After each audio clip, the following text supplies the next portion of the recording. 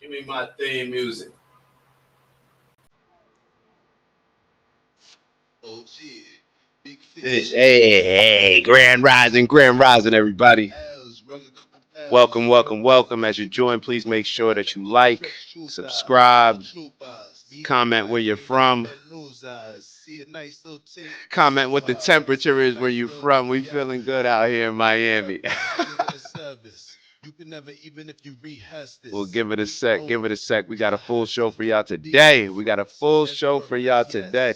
What we do is impress the work it. Never mind us. Matter of fact, everybody tap in. Let me know where you're from. Let me know where everybody's tapping in from if that's not too much for y'all. Legends in the game, if you're scared to embrace it, then how you gonna change? Yeah, everyone wanna range, but the value that you bring, little boy, smart change. I'm just saying, that's like, man, you control your destiny simply with your mind frame. You go hard from the gate, every day, clean slate, and patience is a privilege. I ain't got some white ways. Oh, yeah, big fish. We the ones that you wanna get with. Oh, we gotta cancel this. Rung a couple bells, real ones. Tap in. Let me know where you're tapping in from. Me and the guys ain't never been. We got a lot to get through today. We got a lot to get through today, so we're not gonna play with it. We're not gonna play with it. We got a lot to discuss. There's a lot going on in this world. A lot going on in this world. Rest in peace and condolences to the family of the helicopter crash. I believe I just was talking about it to Maya. She was saying that I believe it was a family of travelers, vacationers. Oh no. We don't give them twice. We give them once for free, Shout Professor. Hey, Professor. 48 degrees and foggy with rains rolling in for the day. And you gonna make me pronounce that? Apama. Oh man. This is a lot of pressure. I'm reading something in a public setting that my speech professor in college wrote, and now I got to pronounce it in front of everybody. See, now y'all gotta see. This goes back to kindergarten. Appomattox. Appomattox, VA. The sun looks nice. All right, the sun looking nice. Hopefully, I pronounced that correctly. I have a strong feeling that I did it.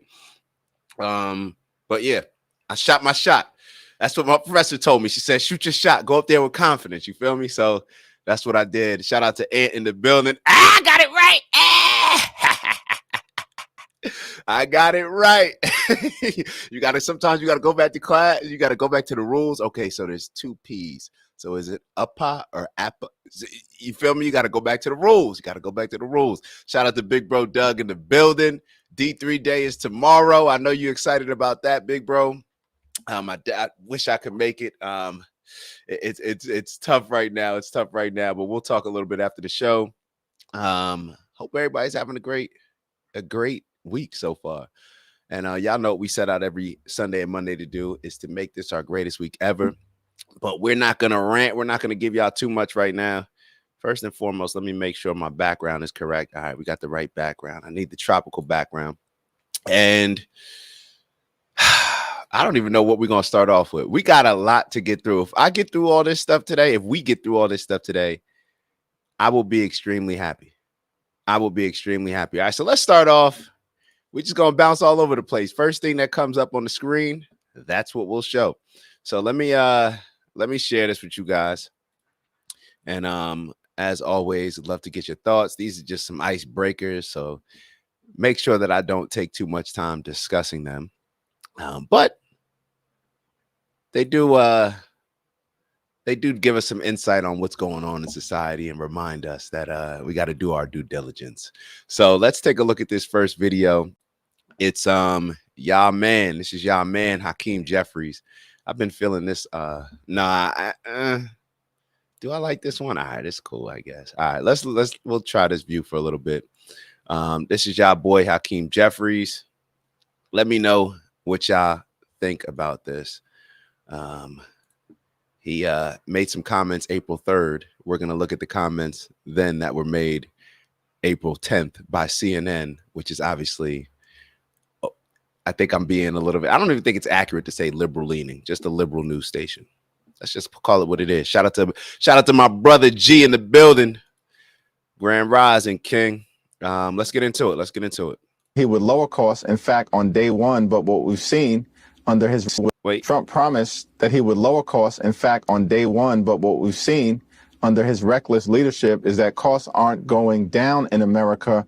They're going up. Inflation is going up. Breaking moments ago, brand new numbers showing inflation fell last month, much better than expected. So this was actually a drop of 0.1%, negative 0.1%. That's the first time we've seen that since COVID. Year over year, the annual inflation rate was at 2.4%. This was also better than expected and a 6-month low, moving in the right direction. Trump promised that he would lower costs, in fact, on day one. But what we've seen under his reckless leadership is that costs aren't going down in America.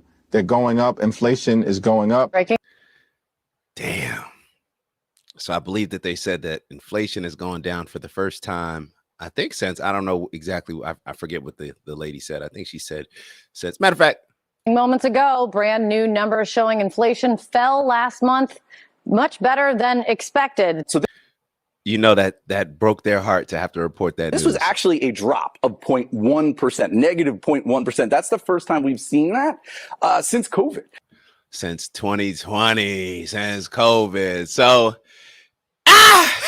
you know, regular Hakeem doing what Hakeem does, right? Hakeem doing what Hakeem does. We're not going to spend too much time on that. I just think that it's funny. You know, there's nothing wrong with critiquing the fact of what Hakeem said initially.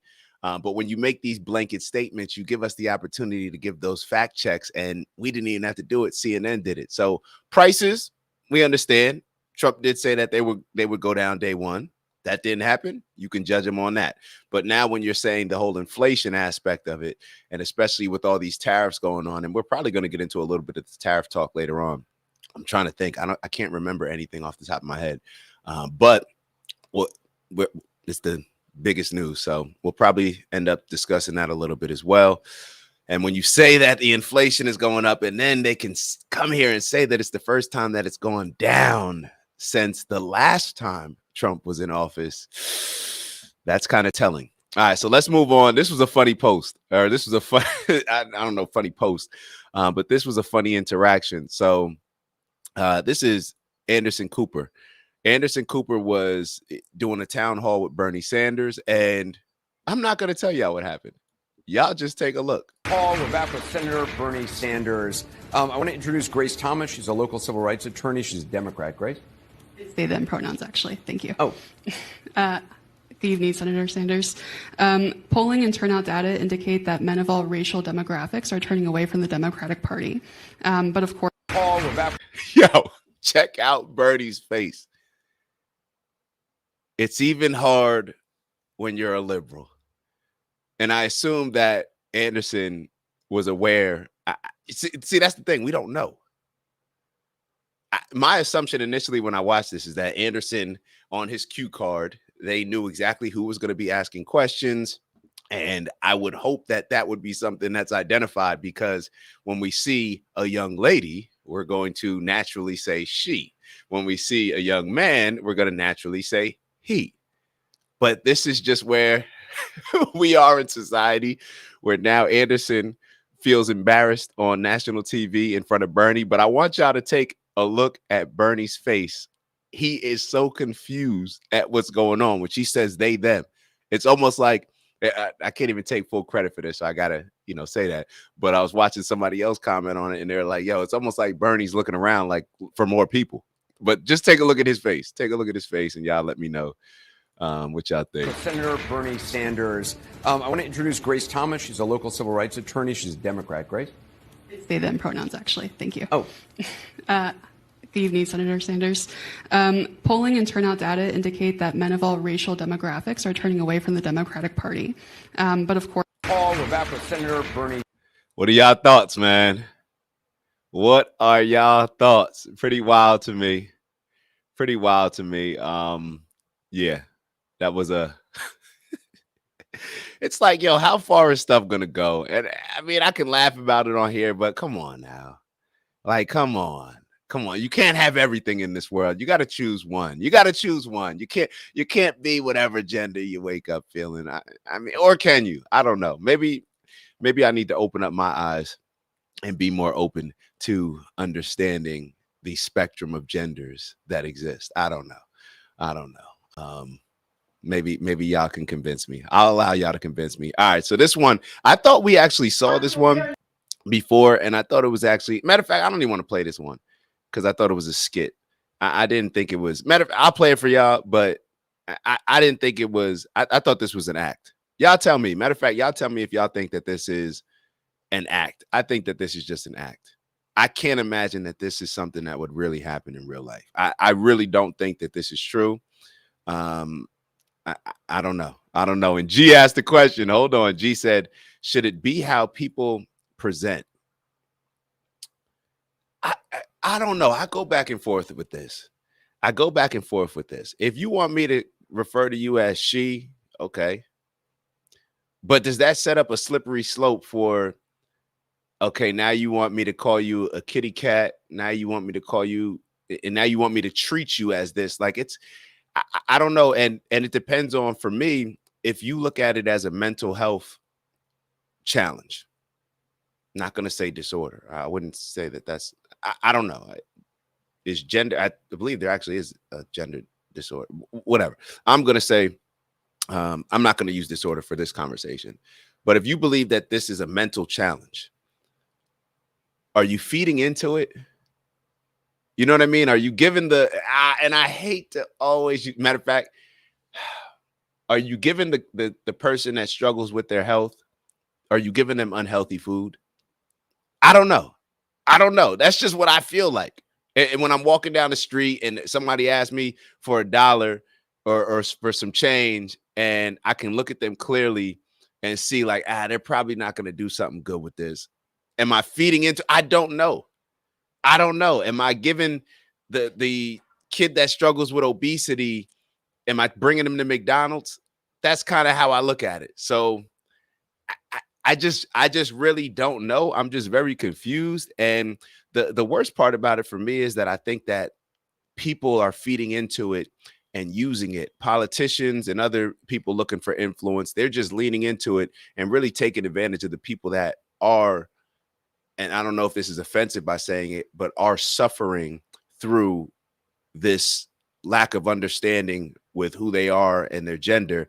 And I'm sure that some of them may say that, well, I don't have a lack of understanding. I know exactly who I am. Cool. Respect. I'm just saying from my point of view, it's like, come on. You're a boy or you're a girl. Cool. You feeling, you want me to call you Stephanie and you're Steven, then, okay, I guess. But like, don't get upset with me and like try to embarrass me on my show if I'm looking at you as a woman and now you're saying, you're getting offended talking about they, them. Whatever. See how confusing it gets? This is the damn problem. If you bounce in and out, shout out to Steve, shout out to Big Bro in the building. If you bounce in and out of my life for 15 seconds, I'm just not going to invest any time into figuring out your pronouns beyond the obvious. That's what I'm saying. It's like, come on, like just have a little comment. I don't know. If you see pronouns on a resume, oh, gee, going hard. Let's talk about it. I love this. All right. So if you see pronouns on a resume, do you hire them? The honest answer is I don't know. But what I will tell you is that when I see pronouns on a LinkedIn, I'm automatically like, I'm just being real. I'm just being real. When I see pronouns on the LinkedIn and I'm just like, or Instagram, I'm just like, come on. Like, what are we doing here? Like, that's just my mindset. Now, other factors, I don't know. So I'll be totally honest. And this what even goes back to the whole DEI thing. I am 100. Let me say this. I am 100% less likely probably to hire you. No, I'm not going to say if it was me, and maybe this is something I need to work on. I don't know, but I'm just being honest. That's not the culture. I don't think that that's a healthy culture that people are being pushed to. And I think that the people that are promoting that culture are doing it for selfish reasons. And especially when you have a whole movement around, you can't even say what a woman is, all these different things. I just think that I just don't align with it. So just like I may hire somebody, be more likely to hire somebody that played football or has more similarities to me, relates more to me in different ways. And maybe I'm saying a whole bunch of mess. Let me just get direct to it. I'm less likely to hire you if it's me. I'm just being honest, because there's a whole bunch of reasons that I would say for that. And I'm talking about even for the people that, I'm not saying the people that write they, them. I'm talking about if you're a man and you identify as a man, if you're a woman and you identify as a woman, and you have he, him, or she, her, I'm less likely, bro. Like that, you're doing too much. You're doing too damn much. And it just shows to me that, what's the word, malleable? It just seems that you're just willing to go along with whatever just because that's what's cool in society. I don't like it. I ain't feeling it. Nah. Take them damn pronouns out your matter of fact, hold up, G. All right, so hold on. Now we gotta go to a different video. Hold on. I was getting ready to show y'all one video, but I gotta go to a different video. There was a funny, hold on. There was a funny video. Oh, there's a funny video of our boy Scott Jennings. Hold on. I gotta find this. You just reminded me of it. There's a funny video on our boy Scott Jennings, and he's going through his executive orders. All right, here we go. Oh, this is fitting. All right, so let me pull this up for you guys. This is the energy that I find myself on. This is the energy that I find myself on. Shout out to Shy in the building. Hold on. Will they eat up valuable time correcting everyone? You know, it's just like, yo, I don't feel like dealing with it. Like, and this is the thing. This is my issue with DEI and they're telling companies who they can hire. I don't want, and if I own a company, I don't care whether you can bring all the stats that show that DEI teams, more diverse teams with this group and this group and this group, they produce better workers and they are more successful. I don't care. You can give me the information. I'm still hiring whoever it is that I want to hire. It's my company. This is what I sacrifice for, my company, because I do not want to take direction from other people. So you think that I'm going to go through all this stress and putting in all this work and all this sacrifice for somebody to tell me who I can hire and what I can do in my company? Not gonna happen. Not gonna happen. Hire whoever it is that you want to hire. You want to hire all feminist women? I'm cool with that. I'll support your right to do that. I will fight for you to be able to do that. I don't want the government or anybody else coming in giving you these ESG scores and judging you based on who you hired. And I just don't want that. You could hire whoever you want to hire. We could put a woman-owned sticker on it. We could do whatever it is. We could put feminist, women's empowerment. I'm supportive. I'm supportive. All right, let's take a look at this. Shout out to Anthony's in the building. Merit-based decisions make sense in my humble opinion. I'm with you, G. All right, so look at this video. 2 or more walking side by side on a sidewalk, you're gone, El Salvador. Recline your seat on an airplane, El Salvador. Disney adults, you're going to. And finally, pronouns in your email signature. Out of here. Yo, all right, so that's obviously a joke. Even it's so funny, like as soon as he said El Salvador, if you watch the video back, you'll see my face like, oh, hold on, tighten up. Like I don't know if you want to laugh at all this, but it's a joke. Well, I don't know if it's a joke. It is what it is. A lot of this stuff is a joke based on what we're discussing. But he was saying like these will be my executive orders of who I think they're talking about Donald Trump, and a lot of people have been complaining that he's been saying that he can deport certain criminals or certain people to El Salvador. I don't even want to get into all that. We'll get into that when we can elaborate on it, and I do a little bit more digging on it. But this is what Scott Jennings is kind of saying. 2 or more walking on the sidewalk together. Y'all know. And I wish so shout out to my mom and my dad. They're here. I wish they're getting a little rest. They sleep a little later when they're in Miami. That's what I love. But they're getting a little rest. I wanted to save that clip from when my pops make sure that he was on the show, because that's one of those things where I don't know if this just happens. I'm sure it happens in other places, but we always talk about that because we walk around a lot in Miami. And one of the things, we'll be walking across a bridge where it's clearly like, yo, all right, one person can fit on this side, one person can fit on this side.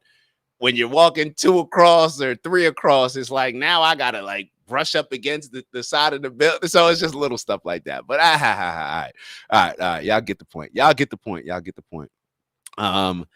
And Denise, Shy in the building. All right, let me hold on. Steve wrote, I don't want my entire team walking on eggshells around someone who's hypersensitive about wokeness. Yeah, I just don't.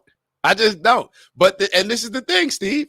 For all those people that are super woke, hire the other people that align with and relate with how you see the world. I'm perfectly fine with that. But don't try to call me names and get offended or try to pressure me into changing what I want to do. Nah, we're not doing all that.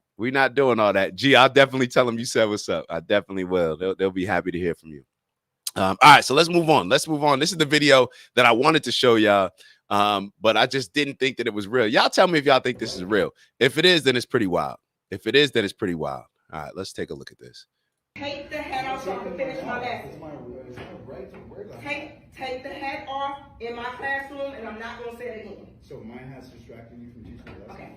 Take the hat off. I asked you nicely. Now I'm finna act unruly because I asked you nicely to take the hat off. You just touched me.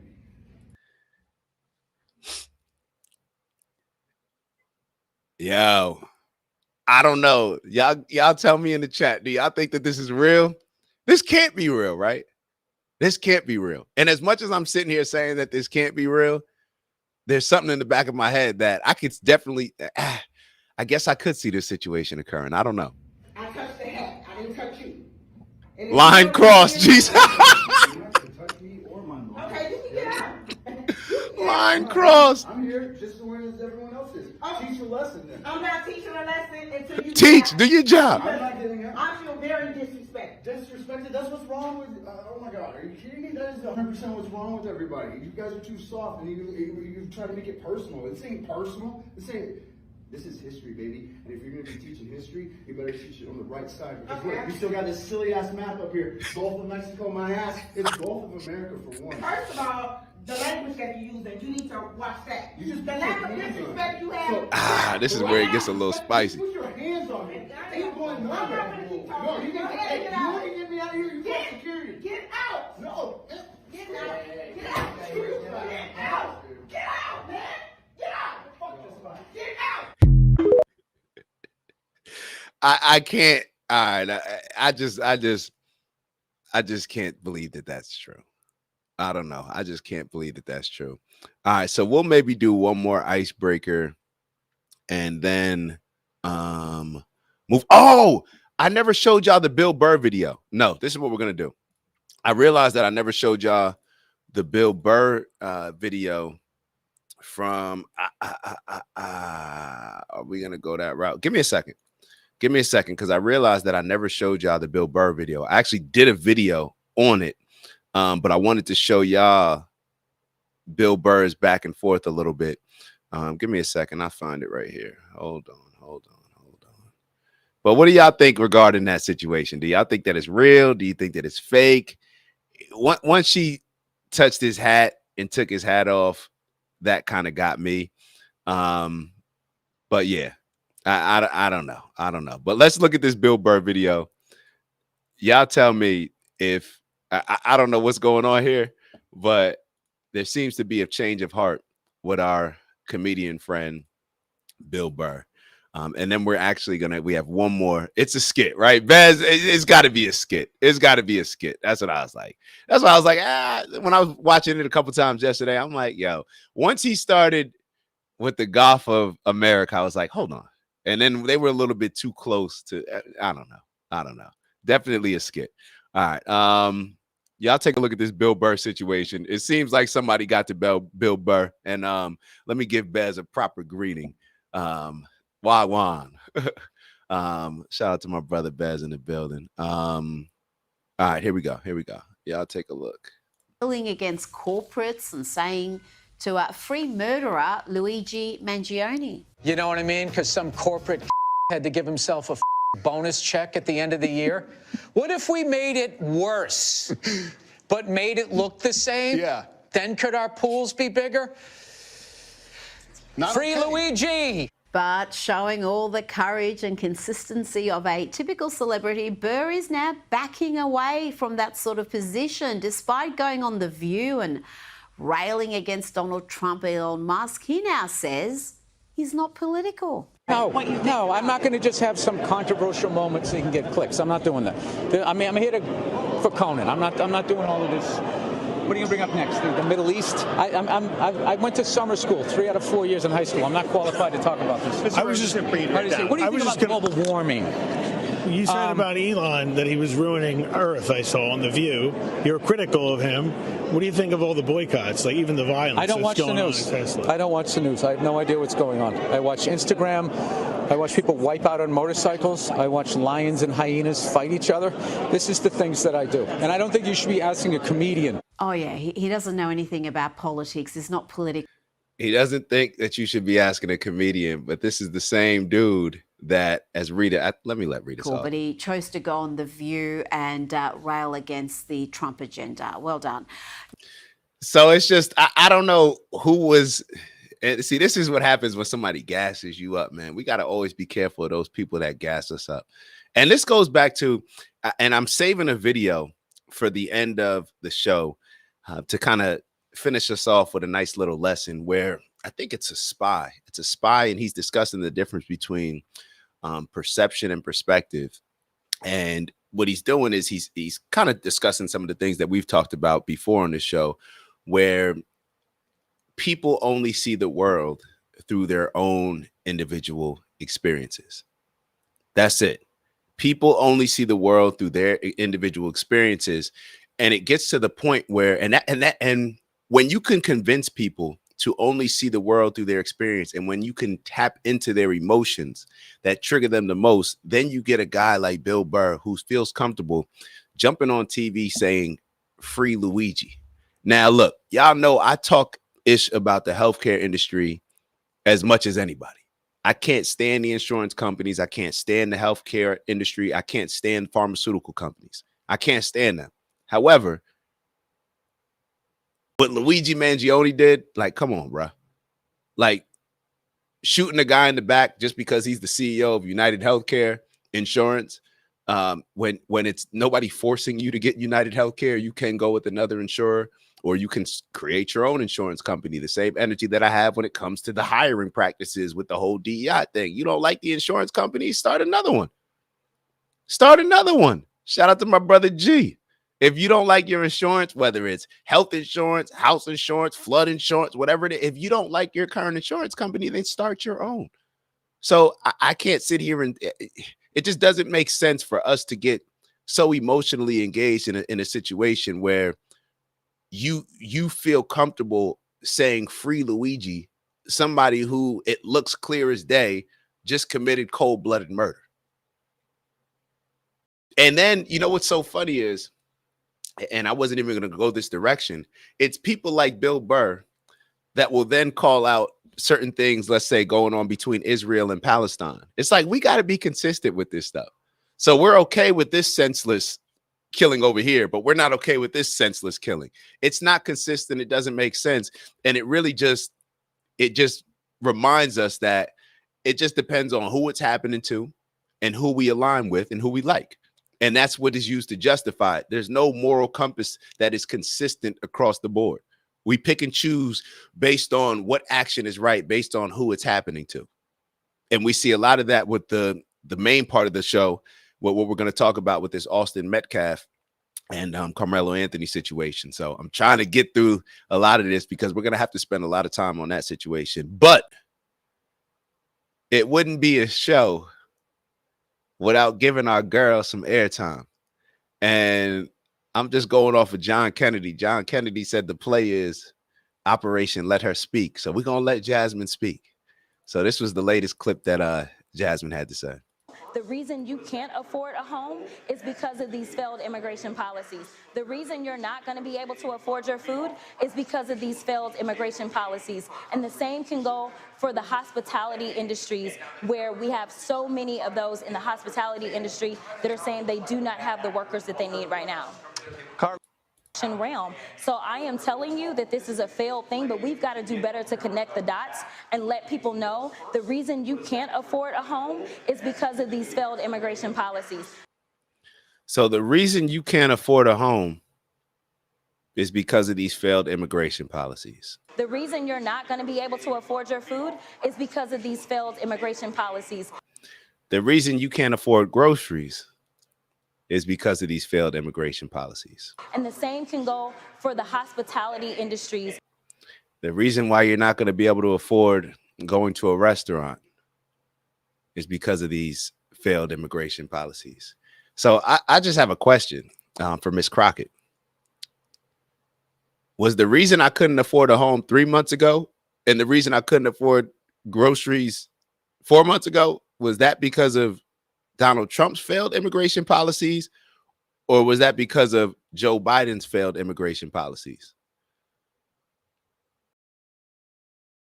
Is the reason why we had to pay so many taxes, is that much in taxes, because of Donald Trump's failed immigration policies, or Joe Biden incentivizing people to come over here illegally and us having to pay for their groceries? Us having to pay for their education, us having to pay for their housing, right? So I'm just trying to figure out how we've had these same problems. People have been complaining. Literally, they were campaigning. If it wasn't an issue, then the same way that Hakeem Jeffries started off this show and saying that Donald Trump promised that he would get prices down and he would address inflation. The entire reason why Donald Trump and Kamala Harris were going back and forth on who was going to fix the economy, because it was already broken, because prices were already high on all these things that she just mentioned. Kamala Harris just happened to be in the White House while all this stuff was going on. You heard CNN. They said that inflation hasn't dropped since COVID. Well, who was president in the beginning of COVID? So I'm just trying to make all this stuff make sense. She has no, like, this is what's so crazy about this stuff. And this is what happens when we only look at one side. She's literally saying that Trump hasn't been in office for 100 days. He hasn't been in office for I don't even think he's been in office for 3 months yet. Maybe just 3 months. If he hasn't been in office for 100 days, then how, like, are these Trump's policies or are these Biden's policies? I'm just trying to make it all make sense. So we'll finish up this part and then move on. Where we have so many of those in the hospitality industry that are saying they do not have the workers that they need right now. Realm. So I am telling you that this is a failed thing, but we've got to do better. All right. G funny as that. Like, it just doesn't even make sense to me. I'm gonna be totally honest. And what it does is, and this is the problem. This is the problem when you can create so much hatred. There's so much hatred and division in our country right now, to the point where it doesn't matter what Jasmine Crockett says. It doesn't matter what AOC says. It doesn't matter what Bernie says. It doesn't matter what Ayanna Pressley says. It didn't matter what Joy Reid says, because they got her out of there. But I'm just trying to think about the people that, and Joy Reid is a little different. She's a political commentator. But it doesn't matter what these people say. People will align with them and get behind them. Shout out to one of my bros that was on the show a couple shows ago. You know, it's like he gives a different side to all this. And the different side clearly shows that there's some people that will just align with Jasmine Crockett and whatever she says just because they hate Trump so much. And that's when we're all in trouble. When common sense goes out the window, when logic goes out the window, and we prioritize our emotional feelings towards one candidate or another, it does not work in our favor. It just doesn't. All right, let me, I see the comments. G wrote, yeah, Bill Gates, Fauci, Klaus Schwab, etc. walk freely. To the earlier point. I got you. I know exactly what you're addressing. Yeah, right. Little Miss Full of Crockett. She is the Lulu. How does that even associate? I'm with y'all. I'm with y'all. They make it so obvious that they have no idea what they're talking about. Hope I got the pronouns right on that. Yeah, they, all of them over there. Even if it's one person, the group. Yeah, the one person. Yeah. New word, Jazz. All right, let's move on. All right, what do we have next? Hold up. Oh yeah, wait, I already did the Bill Burr. All right, so now we can get into. Can we get into the main combo? All right, yeah, let's get into it. Oh no, all right, one more thing. I want to play. Do I have time? All right, so there's a 2-minute video. I don't know if y'all are familiar with Angela Stanton, but I think this is a good reminder. I think this is a good reminder for us, because when we paint somebody in a particular picture for so long, sometimes we can forget some of the other things that they do. It's almost like you complain about your girl, you complain about your boyfriend, you complain about all these different things. You tend to focus on the negative aspects rather than the positive. So we do this in our day-to-day life, but the problem is when we then, and it's a problem in our day-to-day life at times as well, but when we use this same approach when it comes to our politicians and people that we're putting in position to make certain changes that are going to impact our lives and the country and society, it can be a problem. So sometimes you need a reminder of who somebody is based on facts rather than based on somebody who's trying to get you and convince you to hate them. So let's take a look at this video real quick. I can't argue with the thing she's saying. I can't argue with the thing she's saying. She 100% on point. Check it out. We've been hearing what the Democrats say for so long, and it sound good and it feel good. But we watching what they do, and they ain't doing shit. We hear what Trump say. It sound crazy. But when I watch what Trump do, and I go back and I look at real facts about how this man went to court every single day with Michael Jackson, how him and Don King was super, super cool, how this man was on the Wu-Tang Clan album, how when Jennifer Hudson's family was murdered, he put them up in Trump Tower for 6 months, protected them, didn't charge him a dime, how he sent his private jet to go get Nelson Mandela out of prison, how he gave Rainbow Push and Jesse Jackson $1 million to get started, to get activated in the black community, how he gave me and Kwame Kilpatrick pardons to restart. I hear what people say and I watch what they do. I hear people saying they mad about Trump about the Central Park 5, and I get that. But then I know Trump passed the First Step Act, which done freed close to 20,000 people to this day, including Big Meech getting out on some of that sentencing reduction. That ain't got nothing to do with Kamala though. That's Trump in the First Step Act. But then I hear what Biden saying, but I know Biden responsible for the 94 crime bill and the crack cocaine disparity, the thing that took all the real niggas off the streets. This is what Trump's First Step Act was in retrospect to that. Trump's First Step Act overturned that 94 crime bill. That's why we see all the real ones come home. That's why we stuck with a generation of Lil Nas X. Chills on my back right now. All of this was strategic. Wipe all the real men off the street. Push this agenda. Because if the real men were in the home, we wouldn't see this like this. So you watched your mama be this pillar of strength. You modeling behavior to go back to psychology. And then we watching agendas on TV. Unfortunately, the Democrat Party of the day ain't the same Democrat Party that Grandma done raised us on. A lot of us is Democrat because that's what Grandma done was on. We're going to be honest. We don't even know why we Democrat. That's just what we on because we black. Grandma done said it. The policies have changed. Times have changed. We cannot be educated on abortion and Margaret Sanger and the racism in abortion and vote for it. You can't say Black Lives Matter and vote to kill the black life that you create and then be mad at white people, black women. We so stuck up in this feminism with having a choice that we got to feel liberated that we don't even realize the consequences of our actions. Like, we want to run around here and call a man a deadbeat if he don't want the baby, but bitch, you can go kill the baby and get a pat on the back when you don't want it. And at the same time, they screaming equal rights. They don't really want equal rights. They want control. And I don't want that much control. I don't want the right to kill my children. And if people gonna hate me for that, oh well. But you know, people waking up now, but I think what the issue is, again, we so stuck on racism. Like, they use this whole racism thing to try to control. Yeah. Angela's a heavy speaker, man. A heavy speaker. And I know she may throw some of y'all, well, some of us off when she says like the real ends and stuff like that. That's Angela. Like, if you've ever heard her talk, she doesn't adjust accordingly. She just is who she is. And perhaps that's why her and Trump were so close in the past. And then she started working with RFK Jr.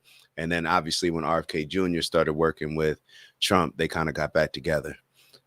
So it's she brought up some points. I don't know. Maybe just I don't really have much to comment on it, but I just kind of sat with it after I heard what she was saying.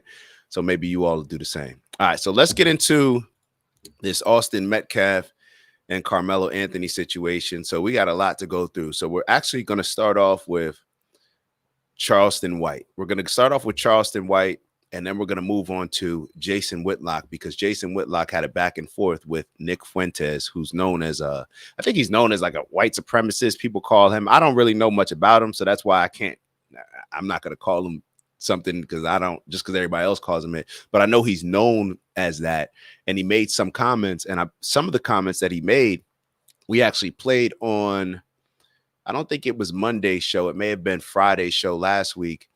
And it was pretty much Jesse Jackson referring a lot of the comments. Oh, it was when we were talking about Nick Fuentes saying that he doesn't want to live around black people. And Jesse Jackson, we then heard the audio of him, and I think he was talking about being at an ATM, and he was saying that, you know, you have a guy walking up to you and it's at night, you're at an ATM, and like it or not, we got to accept the fact that when you notice it's a white person, you got a sense of relief. And Jesse Jackson was saying some other stuff regarding how the violence in the black community. So the guy that is known to be a white supremacist, he was saying the same thing that Jesse Jackson was saying. So that was the first part of the show. But then Jason Whitlock had more of a back and forth, because the guy Nick Fuentes moved on and said, well, we got to discuss that.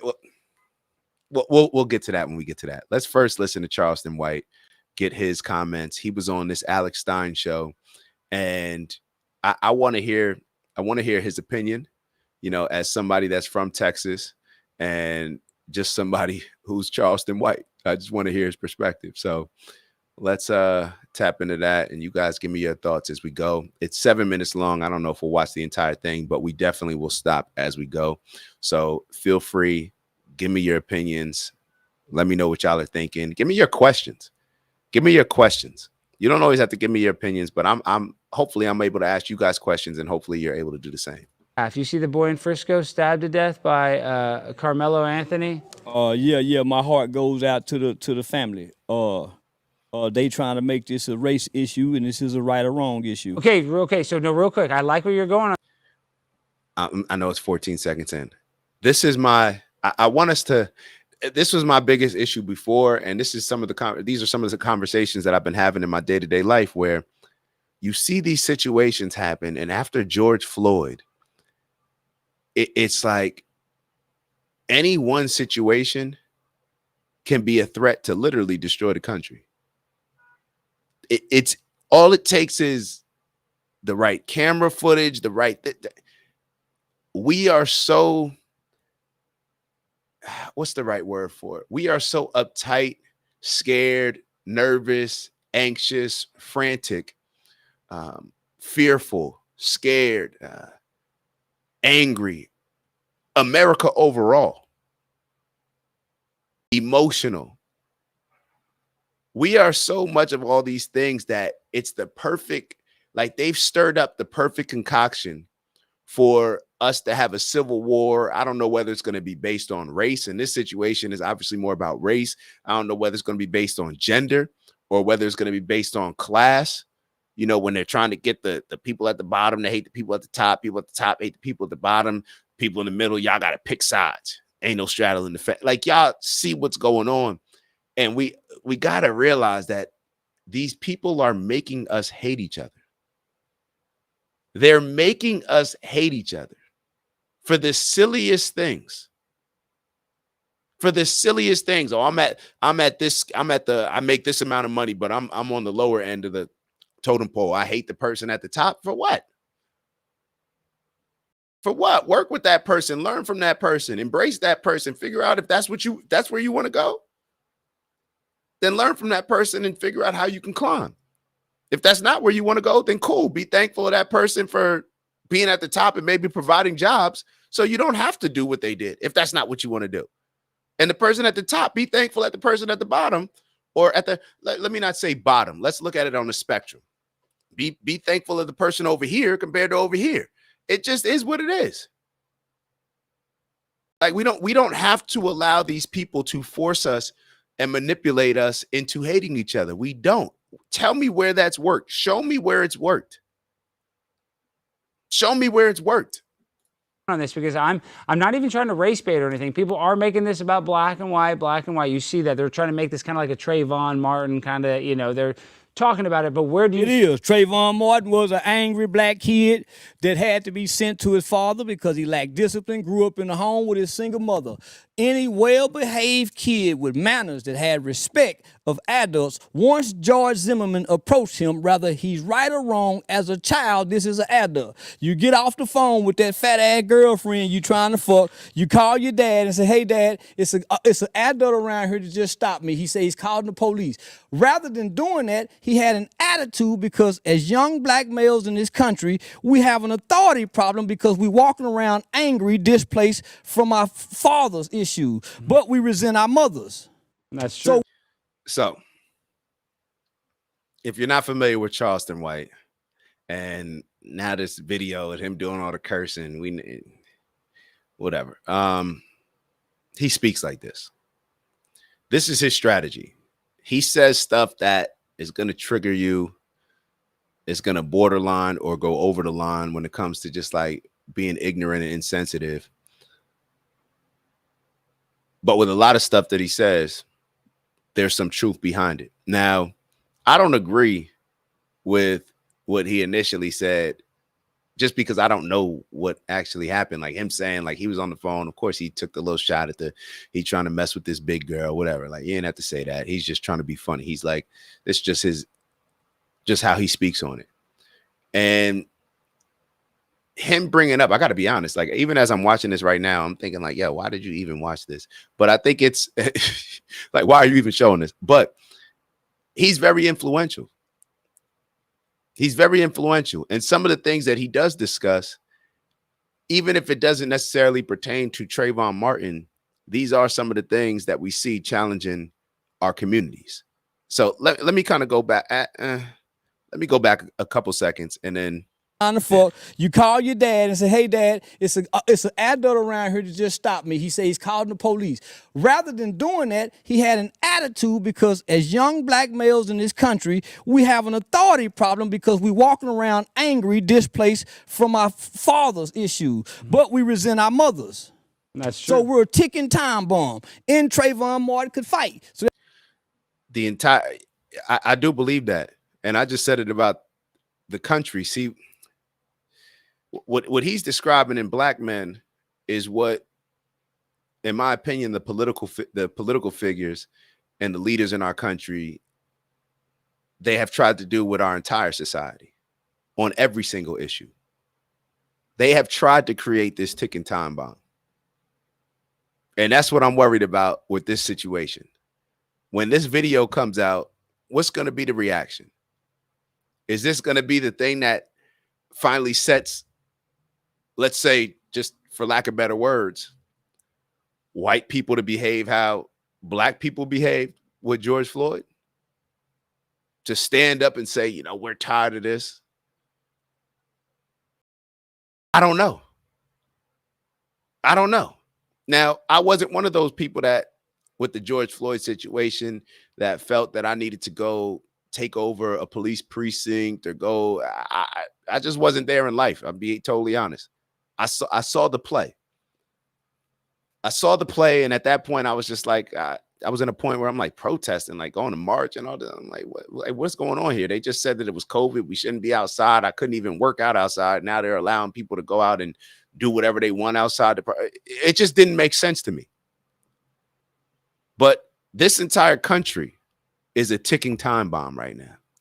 And if we don't get control of it, and if we allow ourselves to get caught up on one side of that pendulum swing, because it's like, okay, we hate this so much over here. And then what ends up happening? You eventually get to the point where this explodes And it's not going to explode and balance. It's going to explode and go all the way over there. So now you almost become the opposite, the equal opposite of what you hate.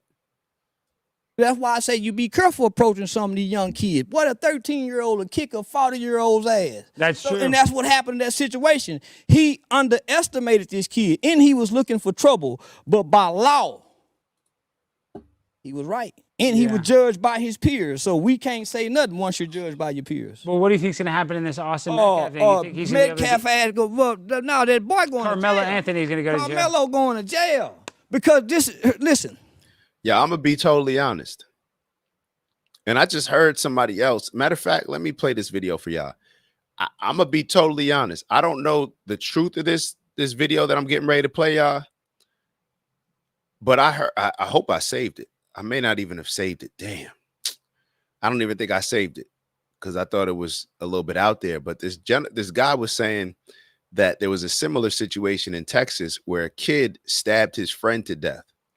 He stabbed his friend to death. And because of the situation, he got off with he did like a year of prison and then had probation for a very long time. So I don't know what's going to happen. And I'm not saying that I agree with what the guy's saying. What I'm saying is in Texas, based on some of their laws, he may not. Like a lot of people are just expecting it to just be an easy open and close. You know, a lot of people are expecting this to be a clear-cut case, and it may not be. It may not be. And if it's not, what's going to happen? If it's not, if people on one side don't feel that the punishment is justified, what's going to happen here? And like I said, when we are already in a position where I feel like you got half the country because I'm talking about the politicians, because they lost. You know, you got the Democrats because they lost. They're just waiting to hey, we'll crash out. We lost. We ain't got nothing to lose. And even you got some of the Republicans that secretly can't stand Trump. And they're waiting for something to blow up in his face and to say, I told you so. This was too divisive. I don't know what's going to happen. I'm just very nervous about what's going to happen. I'm being totally honest with y'all. And we're only going to listen to maybe a minute of this, maybe a minute more of this Charleston White. And then we're going to go to the Jason Whitlock video, the longer video that I wanted us to take a look at. You cannot bring a weapon to school. Yeah. So you can't say I was what if he says self-defense? There's no self-defense because if you are afraid the day before where you have to take a weapon to school, why not notify your parents? Parents, you notify the school teacher. School teacher, let's bring these kids in here and resolve this issue. It's called conflict resolution. We was taught in homes that has morals and values, you tell the teacher. Somebody fucking with you, you tell the teacher. Let the teachers know so when y'all have an altercation, you're cleared and you're covered. Documentation beats conversation. So where's the documentation to say this is self-defense? It's a premeditated crime because you took a weapon in fear. Anticipating to use it. That was premeditated, though. And it's at a track meet. You getting ready to run track with other kids and you got a knife on you. No, man, you got to go to jail. You got to go. There's no so when is it all right to kill the bully? I don't give a fuck what the bully did. He don't have a right to die. No. Man, you weak man. That's why I say teach the kids how to deal with bullies and this won't happen. We're all not equal. Even in nature, you can be feeding a flock of birds. There's going to always be one bird to come in and take the food from the. This is nature. Yeah. You cannot get rid of bullies. Teach the kids how to deal with them. Bullies build character. You go to work, it's going to be a bully supervisor, a bully co-worker. You cannot get rid of the bully. Teach our children conflict resolution. Everything don't have to end in violence. But when you come from the black culture, everything is disputed in violence. Yeah, that is the problem. We may not like what he's saying. And that's a very hard thing to do, to just take a L like that. But there's been situations that have occurred where, you know, I'll sit up in here and tell you guys, hey, until we're talking about Israel and Palestine, and I'll sit here and say, well, until one side or Russia and Ukraine, until one side is willing to say, see, as soon as that was corny what I just did, because it's like, damn, you can't even. It's like something internally just told me that when I talk about Israel, Palestine, well, you automatically got to mention something else. You can't just. That was corny. When I talk about Israel and Palestine, one of the things that I believe I've said to you guys. I know I've said it in my personal conversations where things will only get resolved or not even resolved, but the person who feels that they had something committed, an act of crime or whatever it is, that they were wronged, when they are willing to say, you know what, I don't need to get any retaliation. And they respond similar actually to what Austin Metcalf's dad said. I think we highlighted on one of the shows where here his son just got stabbed in the heart. And his response was, God's going to not take care of Karmelo Anthony and punish Karmelo Anthony. But he said, God's going to take care of my family. And I believe he forgave the kid already. But then when you're actually in a situation in real life, and somebody says something to you, does something to you, feels like, yo, they disrespected you, they didn't apologize, whatever, it's very hard to just walk away, to just say, hey, you know what, you got it. It's very hard. It's very hard. So I may say that, but in a real life situation, it may be like, nah, I'm not trying to take this L today. I'm not trying to just, nah. So, and perhaps that is just the society that we are living in and us having to recognize that, which why is the normal way for us to respond or what we have become. And I'm not talking about black people. I'm talking about America overall and perhaps the world with humanity. But why is it our initial response to, nah, I got to get my get back? Like, you're disrespecting me. So now I got to respond with it. It can't just be like, you know what? You disrespected me. I'm walking away. I'm preventing myself from getting involved in a situation that may cause me an issue. So I'm just going to walk away for me, not for you. I don't feel that I need to get back with you. You're not even worth it. That's not naturally how I feel. I'm just being totally honest. It's just not. It's just not. Now, y'all may feel differently, but I'm just being totally honest with y'all when it comes to me. That's a very hard thing to do.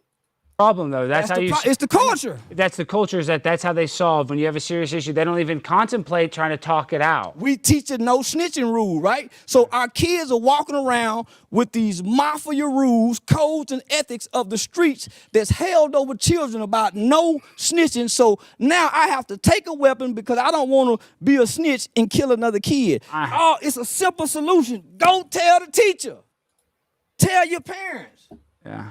It's a simple solution. I know, but tell, motherfucker, tell. But what sounds crazy, I know it sounds so easy, but the thing is, even for the criminal, the guy that would commit an assault, if you stop him before he does the assault, then they don't have to go to jail as long. You know what I mean? Yeah, this is not that kid's first time grabbing a weapon, because most kids who grab a weapon from the first time don't kill people. Yeah, of course. You bring a gun a couple times before you shoot it. And if I was being bullied and I'm in self-defense, even though he have an undeveloped brain and he's impulsive, why run? I don't know. Why get rid of the knife? You're showing criminal intent. Why throw the knife away where they can't find it? He wasn't found with the knife in his pocket. Now, that doesn't necessarily mean anything. Kid could have panicked afterwards, but let me. And this is the thing. Like when we're having these conversations, it's like I don't want to be. And it's sometimes I'm just kind of sharing it with y'all. Sometimes I'll finish a show and I'll be like, oh shoot, because I just was addressing this point that I thought wouldn't be the obvious one. I actually didn't even give my stance, or I didn't even give my opinion on it, or say how I felt about it. It's me looking at this situation. It's wrong. It's just wrong what happened with Karmelo Anthony. And I have to use the same energy. I take black, white out of this. Come on, man. I don't even care what the law says. I don't care what the law says. This is wrong. You can't stab a kid. It's just wrong. If you felt you were being bullied, go tell somebody. If you felt you were being bullied, go tell somebody. You got to put the ego to the side, have some humility. Oh, other kids going to say you a punk, you told. Go tell. Because now look, you think Karmelo Anthony wants to be in this situation that he's in? Now, I don't know. With all the people that are now going to try to racialize this situation and maybe turn him into some type of heroic figure, I don't know what his mindset is going to be, but I'm pretty sure that Karmelo Anthony would rather be at a track meet this weekend than going through the situation that he's going through now. But to what Charleston White was saying is that we grow up in a culture where everything is like the manhood is based on, you know, you protecting your integrity with violence and rather than using logic and being smart, right? There's been situations where, let's say that you with your girl, when you know, like certain situations where you feel like, all right, I got to make sure my girl don't think that I'm a punk. Like I got to make sure that she knows that when she's with me, she feels protected. So I may have to do a little bit more. I can't just walk away and take an L. But sometimes, you know, you get approached by 3-4 guys, and you know how guys move when you got your girl with you, or you could have a couple girls, whatever it is. You got your girl with you, you got your home, whatever. And they may say something to you because they were the group. All right, so now there's 3-4 guys. Do you just go out and say, yo, I don't care. They disrespected me. I'm gonna swing on one, see how many I can get before they get me. And my girl should just hopefully don't jump in. Well, I don't know, depending on how y'all feel. I'm saying don't stay over there. But now you putting her in a bad, just because you want to defend your honor. Is it about you? Is it about her? I don't really know. And also you got to think about the mindset of her. She shouldn't be encouraging you to be like, nah, my man stood up for me. It should be like, yo, what's the objective? To do what's smart, to do what makes the most sense. You put yourself in a situation, you can get killed. You can get injured to the point where your body ain't working the same no more. All because somebody said something. It's no different than when it's like somebody call you the N-word. You willing to crash out because somebody said something to you? Like, all right. Like, you know what I'm saying? Like, all right, like I whatever's worth it. Like, hey, I've been in places in my life where I'm like, nah, that's worth it. You know, that's worth it. Like, you can't just allow somebody to just disrespect you like that, because then it's going to keep happening. It's going to be a microcosm. It's going to just. So I don't know what the answer is, but I just know that right now, this situation right now is a microcosm, and it's a microcosm that can end up impacting our country in a very big way. Wasn't sitting down with the knife in his hand, ready to explain what happened. Yeah. So, but do you think that he had some sort of predisposition to wanting to murder? Is that what you're saying? Is that no. Children don't wake up to kill because they don't have the brain capacity, the brain development to say, I want somebody dead.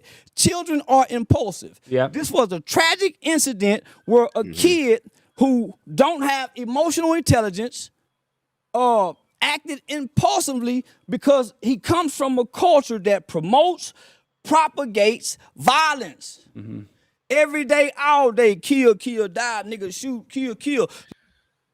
It's programming. It's programming. And so there was a point that I wanted to bring up, and I think I'm going to more so talk about it in the next video, but we are programmed. Do we need to bring up the video on the Breakfast Club? I forget who's the guy that Dame Dash always calls a culture vulture. Leor Cohen, I think. And he's talking about the music that he's been responsible for. He pays artists. He runs record companies. And he wants them to put out certain music, even though it may cause harm on their community, because he's worried about his dollars. And I think Nick Fuentes is going to bring this up. And he makes a point. He says, but you're still doing the music. You're still taking the money to put out the message. And ultimately, that's what it has to fall on. Ultimately, this is an accountability issue. If we see a problem with our culture, and it's unfair to the kids, this is what I'm saying. It's unfair to the kids. When we're promoting this music, and we all do it, I know I do it. If I go back and look at some of the music that I probably just put out on some of my recent posts, I'm sure there's something there that's like, and I'll justify it one way or another. This is the music I listen to in the gym, or this is how I connect to the kids. You know, they could see that'll bring them into the page, and then they'll see how I conduct myself. You can create whatever excuse you want in your head, but we are responsible for either creating or allowing a culture. And I'm talking about America. Now, you can specify it with Black culture, cool. But we are either responsible for creating it or allowing it. And it's unfair to the kids that now have to be brought up in this environment and just become a product of their environment, because they're constantly being programmed with how to behave. And that way to behave is going to put them in a lot of dangerous situations. You can't take this in and you lack training. You lack morals. You have to have a foundation of a value system to listen to this type of shit all day long, and you don't have no emotional intelligence where you've been taught to say, man, when you get angry, think. Yeah. Take a deep breath. So he was anticipating this to happen. That's why he had the knife, and we had this outcome. He didn't want to kill nobody. I don't think he wanted to kill anybody. He almost kind of manifested it, though, just by his culture, him around it, having the knife. But well, accidentally, I got a nephew that goes to school out there. Mm-hmm. At Frisco? And not to paint this kid in a bad image, this is why I used to tell my son, because I got a house full of guns. Mm-hmm. And I saw my son on Instagram one time with a blunt in his mouth. He was 14 years old with my guns. I told him I better not ever see you, because I'm trying to prepare this kid to go to the military. You don't, man, take that shit down, because that imagery, you can't take it back. So here he is. He got a video. He got a photo. And I mean, Charleston White, he kind of calling himself out, but he didn't really do it perhaps how he should have. That's the whole point. Charleston is an example of the whole point. The imagery that kids see in their parents, it doesn't matter what you tell them. If they see Charleston White, who you see with the guns, you see him with the blunt in his mouth. So what is the kid naturally going to do when they're seeing all of those different things, and it's also a part of their actual experience in life? They're going to embrace it. Photograph, whether it's a real gun or not, that image is going to destroy him in court. It is. They're going to. You better not go to Collin County, where it's a predominantly white area, where these law-abiding, upstanding citizens have a heart for this white kid who was killed with a twin brother, a mother and a father. Their pictures with guns show a hunting image. Mm-hmm. His pictures show a gangster image, gang sign. And you guys want to play the race card in Collin County? Chill out, black people. Let's make this about right or wrong, because you don't want to go to Collin County playing race. All right. Damn, this is a heavy topic. I'm going to be honest. This is a heavy topic. It's a heavy topic, and I anticipated this just being the beginning of it, unfortunately. I really do anticipate that this is just the beginning of this, unfortunately. Yeah. All right, so let's get into... Hold on, man. Everybody take a couple deep breaths, man. Sheesh. Whew. Oh, man. Take a couple deep breaths. Damn.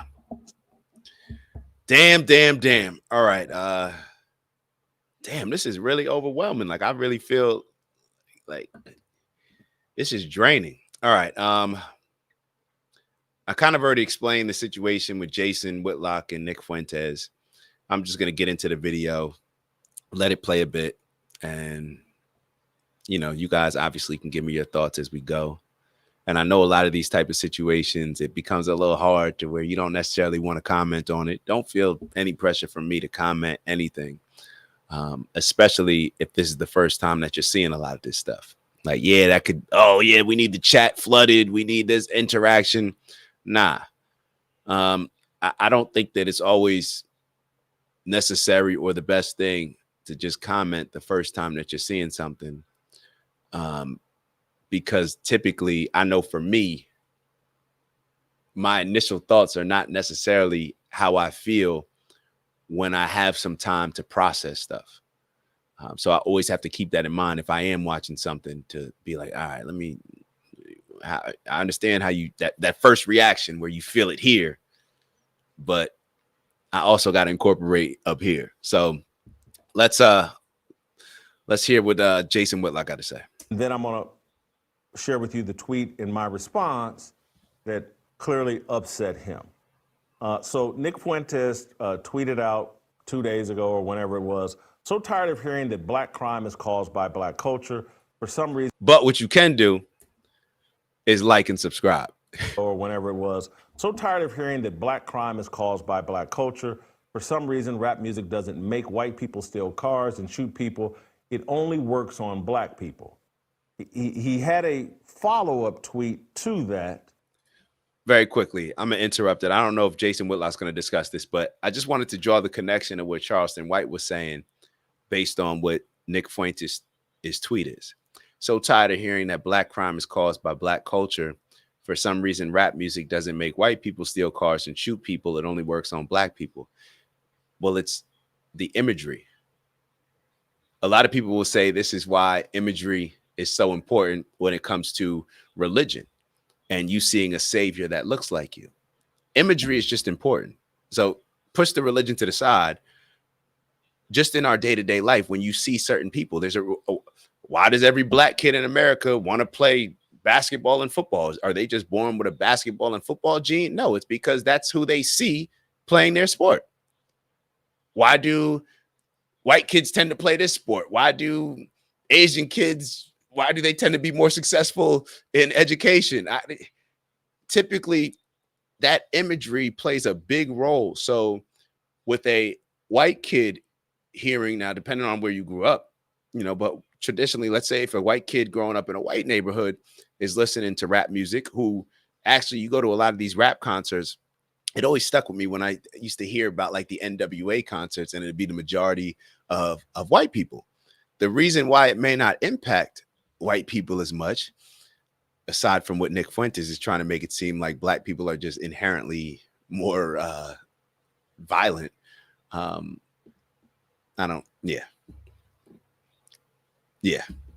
get into a little bit more on that. But the problem is when a black kid hears that music and they go outside or even in the house and they see that type of culture being represented in the house, and then they step outside and they see that type of culture and they're embraced by that culture all day long, it's obviously going to impact them in a different way. And when they see the people that are looking like, yo, that person on that show standing on that corner or holding that gun in that music video, that looks like my friends and I, that looks like Uncle. You get what I'm saying? So let's keep going. People. He had a, not to make an excuse. I'm not making an excuse. What I'm doing is pointing out a problem and pointing out how it impacts people. So imagery is important to the point that we need to take more seriously the imagery that we're providing a lot of our kids with in the environment that we are grooming for them.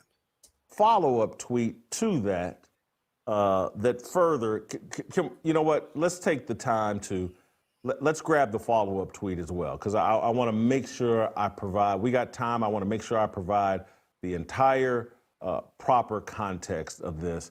Let me see if I can dig it up here before you guys. I want to go to my Twitter feed here and get his. I'll fast forward just so you guys don't have to. This was part of another.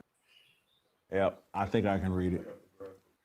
Just another in a long list of excuses. Leftists blame it on racism and poverty. Conservatives blame it on culture and godlessness. Blacks create the same culture from LA to Baltimore, from Haiti to London, from Sudan to South Africa, from prehistory to now. It's race. So That's the two tweets he put out that upset me. And so before Jason responds, just another in a long list of excuses. Leftists blame it on racism and poverty. Conservatives blame it on culture and godlessness. Blacks create the same culture from LA to Baltimore, from Haiti to London, from Sudan to South Africa, from prehistory to now it's race. That's wild. From prehistory to now. That's just wild. I just got to be honest, call a spade a spade. I don't see, like, when you think about colonialism, when you think about Christopher Columbus, it's like, oh, I guess that's a little bit different. That doesn't count as far as culture, because that's just us discovering a land. Like, to me, my actual, I'll be totally honest with y'all. I think Black people over history have shown, if there's a scale of walking away and being cowardly or being violent, that spectrum, I'd say that our problem is we're too cowardly in certain situations. Now, when you talk about violence, it's violence against each other. Yeah, that's definitely there. That's been the culture that's been created in America. That's is what it is. When you talk about violence, let's say this African tribe going against this other African tribe. Well, yeah, that's because there's all African tribe, like more darker skinned people in those areas. So of course they're going to go against each other. Just no different than if European nations were fighting against each other. Or if you had, I don't know, when you look at King Arthur, I just was looking at King Arthur, you had the Saxons coming down fighting against the Romans or fighting against. It just is how it goes. But when you talk about these type of violent actions occurring to other people and going to other nations and conquering them, colonialism, you're bugging.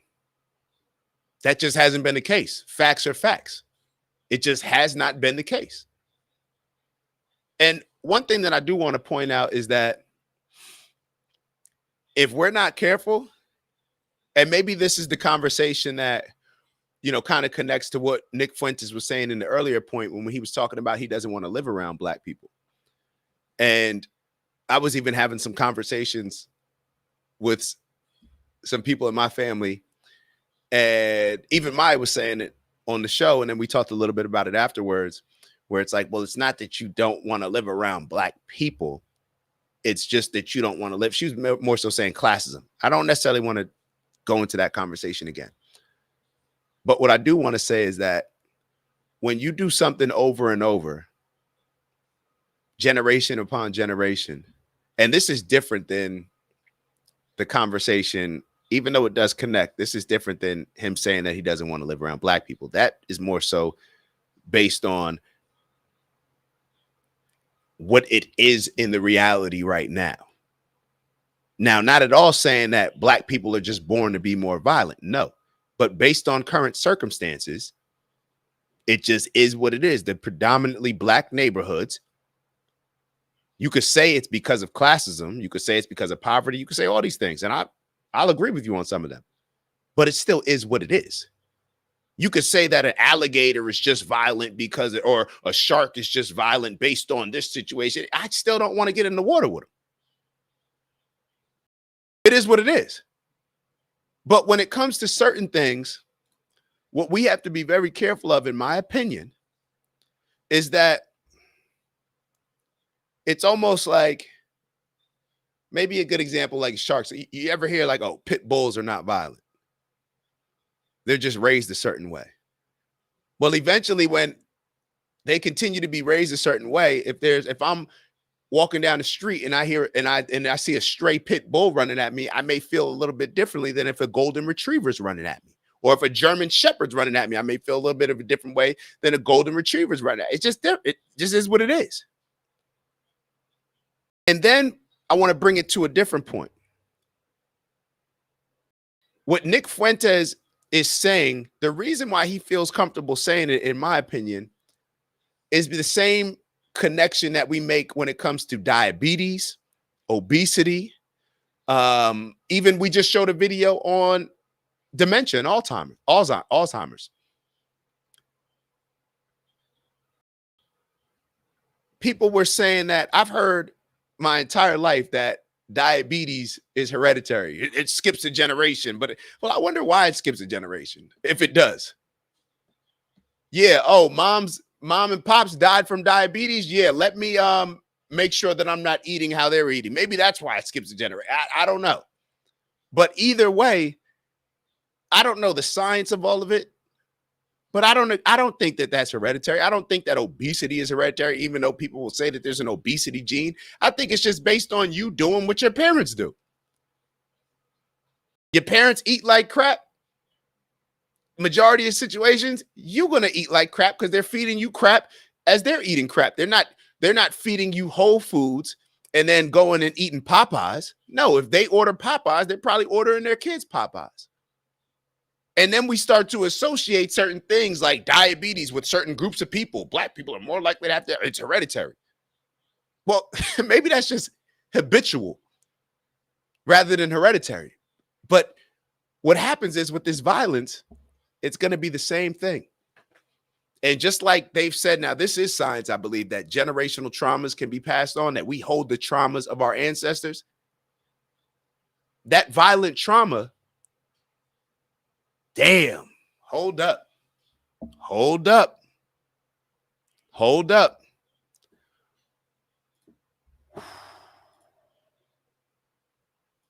Damn.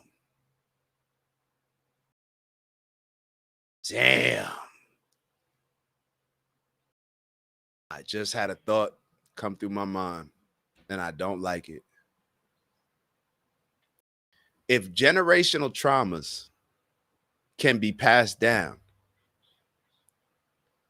then my question for all of us would be, if that's a violent trauma, is that passed down through generations? And if that is passed down through generations, I gotta sit with that one first. I gotta sit with that one for a minute. Let's keep watching the video. I gotta sit with that one for a minute. But I think y'all, damn. Whether it is or it isn't, the great thing about all of this is, just like bad can be passed down, whether it's a bad habit or a bad generational trauma, that can be reversed like this. It's simple, but it's not easy. That can be reversed like that. And if that's the solution for something negatively impacting people, then if we flip it, we can have something that impacts people positively. Because just like generational trauma in a negative way can be passed down, then positivity can be passed down from generation to generation. I don't know what's the opposite word as far as trauma. I don't know what it would be called, but damn. Let's keep going. The two tweets he put out that upset me. And so I issued a response because he's clearly talking about me. Didn't call me out by name, but he's talking about me because I've been leading a conversation now for 4.5, 5 years about this demonic, toxic culture that too many black people have bought into. The culture of racial idolatry, the culture of entitlement, the culture of victimhood, no, I'm about to read it. Oh, yep. I'm sorry. The culture of victimhood, the culture of hip hop and hedonism, and if you get disrespected, you must respond in a very disrespectful fashion, and you must be willing to turn violent and really angry if you feel any sort of level of disrespect. This has been my topic forever. And Nick Fuentes decides, hey, I'm going to attack Jason Whitlock's argument. Not going to call him out by name, but I'm going to attack him in his argument because, and the only reason to do this is because clearly his group, his following or whatever, what I'm saying must resonate with them in some way. And so he must defeat that argument. And so I tweeted back, you're every bit as godless and stupid as your critics say.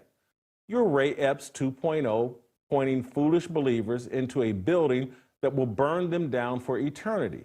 Many of the people captured by the wickedness of black culture can claim ignorance. You know exactly what you're doing, demon. The enemy is paying people on social media to promote racial division and conflict. The aftermath of Austin Metcalf Karmelo Anthony is a psyop. Don't fall for it. Stand on the word. Rebuke any so-called believer not pointing to Christ. That was my response.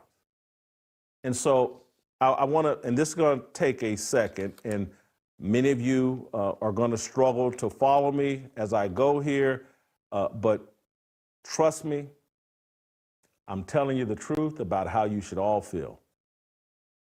That's if you're a believer. If you're a secular person, this show's really not for you.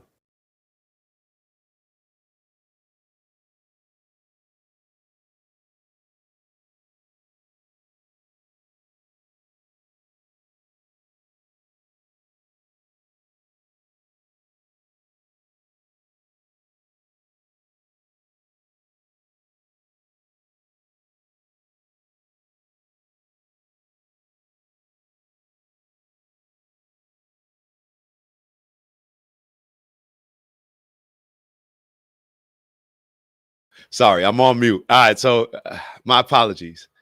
I'll be totally honest with y'all. While I was on mute, I was having a well, the first thing that I did, I had to set a reminder to schedule a lunch for work. But I'm having a conversation outside of this, and I'm trying to figure this whole thing out.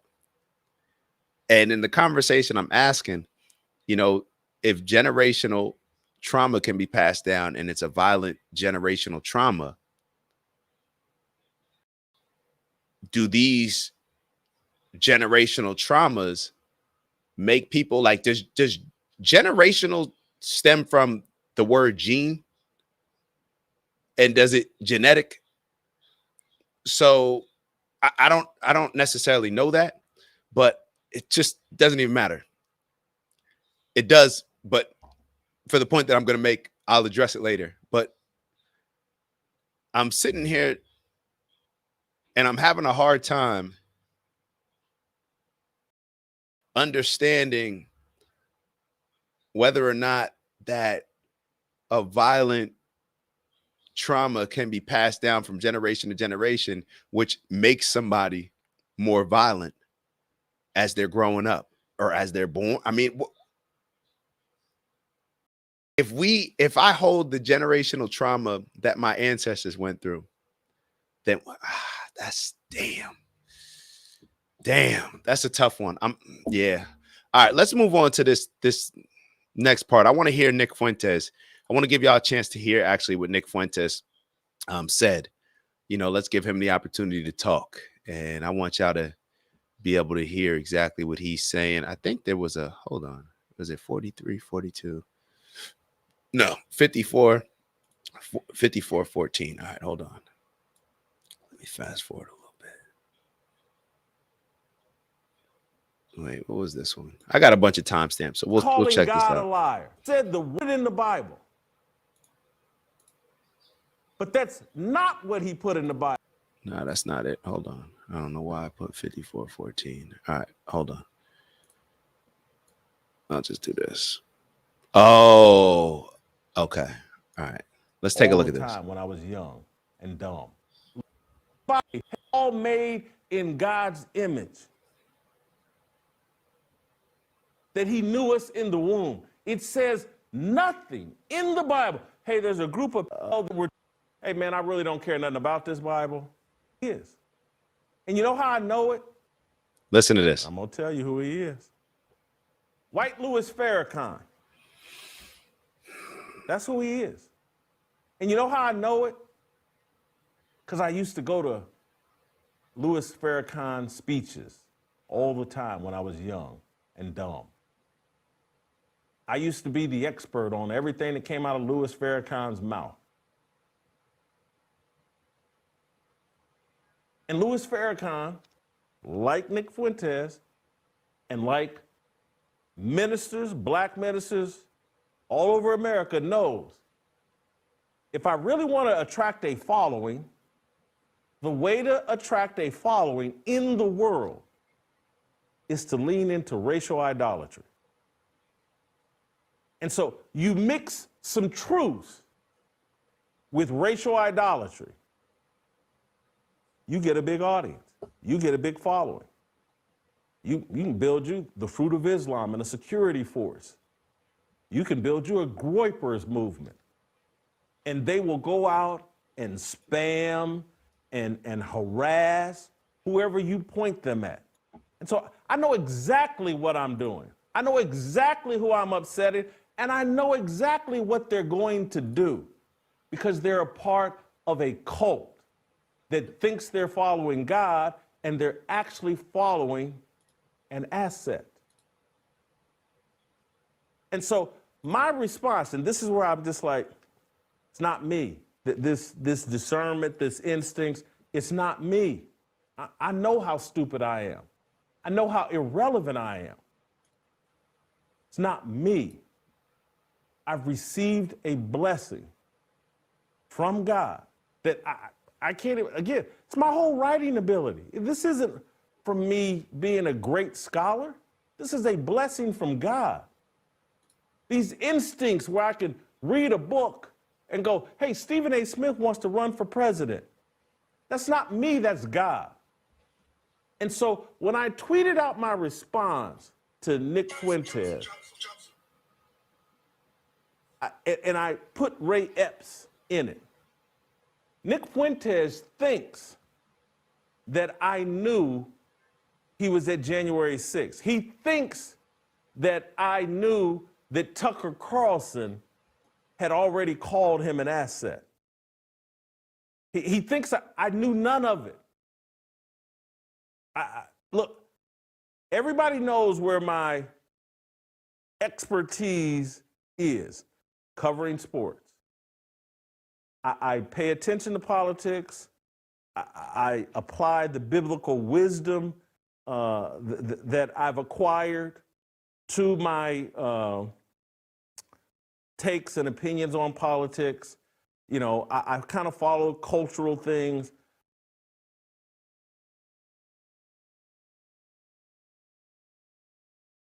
I want to stop right there real quick because I let the video play a little bit longer because he just made me think about a video that I saw when it comes to Louis Farrakhan. I do agree that racial idolatry, whether it's a minister, whether it's a pastor, whether it's some of the leaders of the Black Muslim movement in America, as somebody who grew up idolizing Malcolm X, we have the same birthday. Ever since I was a young kid, I always felt an attachment to Malcolm X. I believe Malcolm X called out this stuff when he was close to approaching his death. A lot of these leaders, they know that race is an easy baiter. They know that you can use race to bait people in, to get them to get overly emotional about certain things and to get them to lean a particular way. And what Jason Whitlock said, as far as them sprinkling in some truth, there is a lot of truth that's sprinkled in what they're saying. However, it's not always used, in my opinion, in an accurate way to do positive things. And I want to play this video real quickly before we get back to Jason Whitlock. I want to play this video that, and shout out to Unk, Mersh's Unk. I saw this on his page yesterday. And so that's why I was literally, I'm like, yo, I just saw this on his Unk's page. And it made me think about a lot of the things that Malcolm X used to preach early on when he was still attached to the Nation of Islam. As far as the things that he would say about white people being the blue-eyed devil, all of these things that he was pushing. And then he went on his trip to Mecca, his pilgrimage to Mecca, and he saw that there were white Muslims that he was praying besides, and he befriended some white Muslims. And whether or not, a lot of people say like Malcolm always knew that there were white Muslims, but one of the things that is said is that a lot of people, Black Muslims in America, didn't know that there were white Muslims. And in the Muslim culture, those are your brothers. Those are your brothers and sisters through Islam. And they take that very seriously, a lot of them. So when you have in America, what's being preached is more of this racial division based on what has happened in the history of America. It's a very lazy way, in my opinion, to get people to follow you when you're doing it using the emotional manipulation that comes with race. And I want to play this Malcolm X video. There's a certain part of it. It's not that long. No, I don't worry. But there's a certain part of it that I think describes exactly what Jason Whitlock is saying. So let me play this for you guys. I'm a man who believed that I died 20 years ago. Hold on. Can I and run I it live back? like a man who is dead already. I have no... Hold on. Sorry about that. No, I don't worry. I tell you, I'm a man who believed that I died 20 years ago. And I live like a man who is dead already. I have no fear whatsoever of anybody or anything. Apparent message of love that you brought back from Islam is the real reason they're after you, because you're not hating as hard as they want you to. Well, I never did hate anybody hard.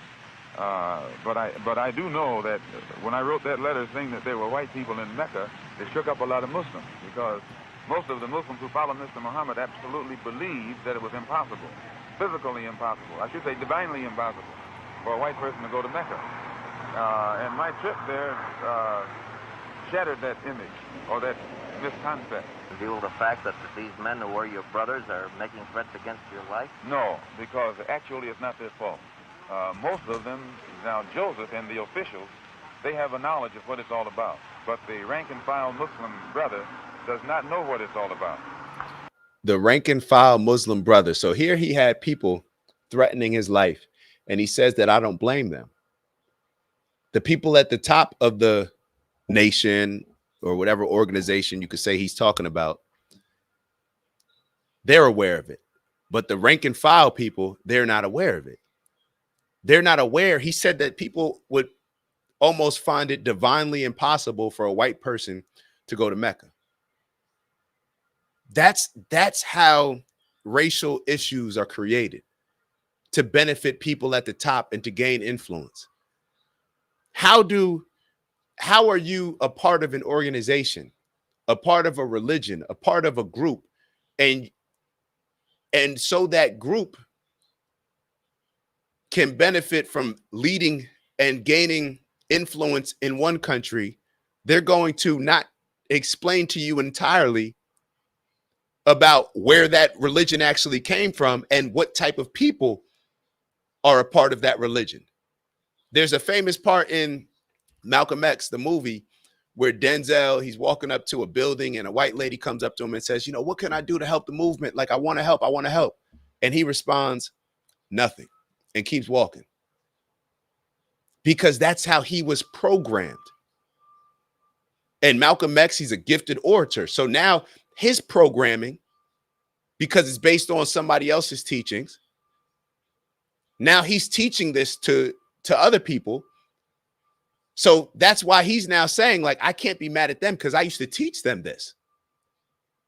And now I'm going back on it. So let's keep going. They are out of religious sincerity. They think that they are doing the will of Allah by protecting a man who I myself taught them was divine. So I don't in any way fault them.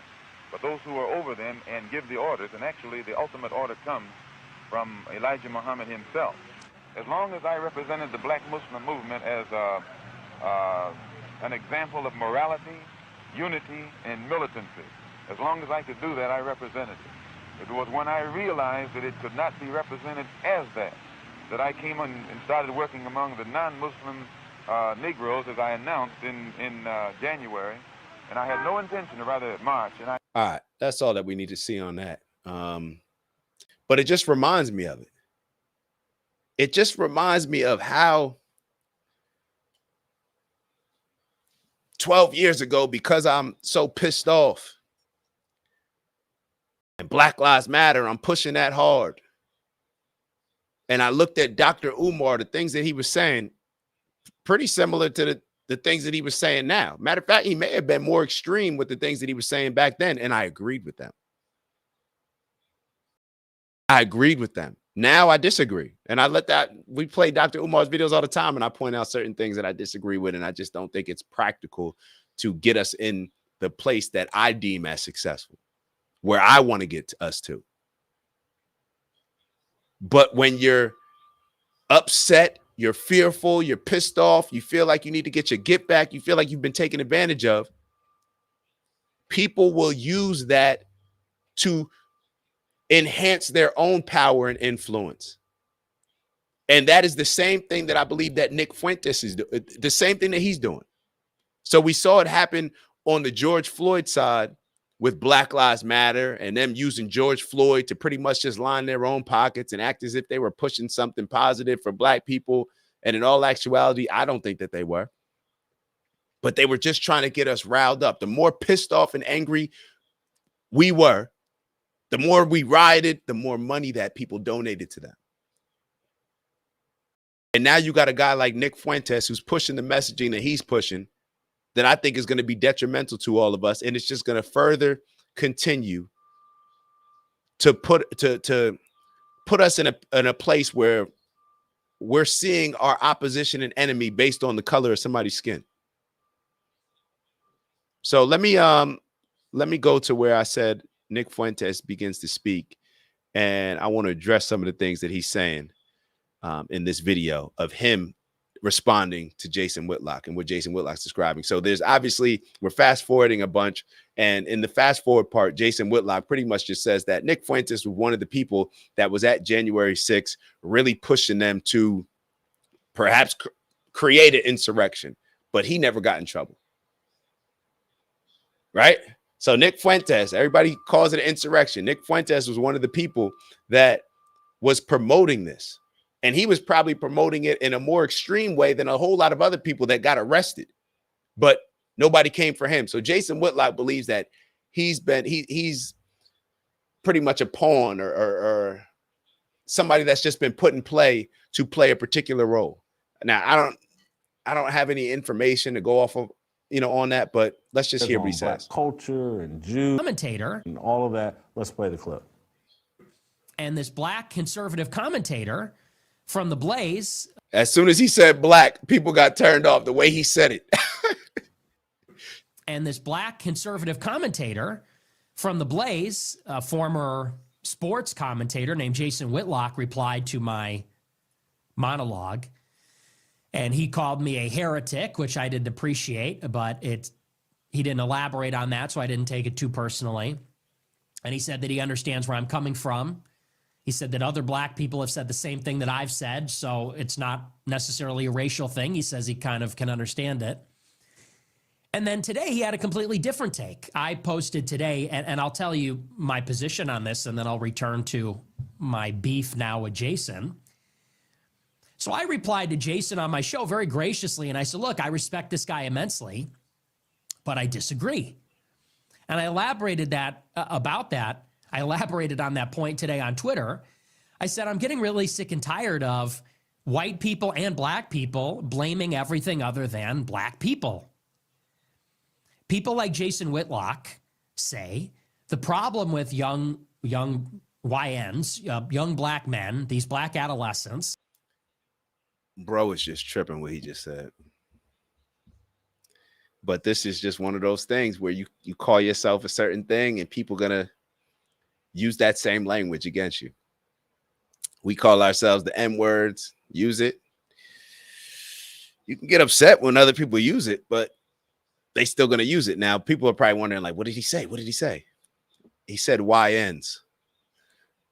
Now, I don't think Jason Whitlock, I don't think he used the term YN. I don't know. I didn't watch Jason Whitlock's full response, but it would just be surprising for me to hear Jason Whitlock use the term YN. I guess it could be used in a certain context, but YN means young NIGGA. That's what that stands for. So hearing Nick Fuentes say that, it's like, I got to admit, like, that just, I don't know. It bothered me a little bit. It bothered me. And the reason why I say a little bit compared to a lot is because of what I said earlier.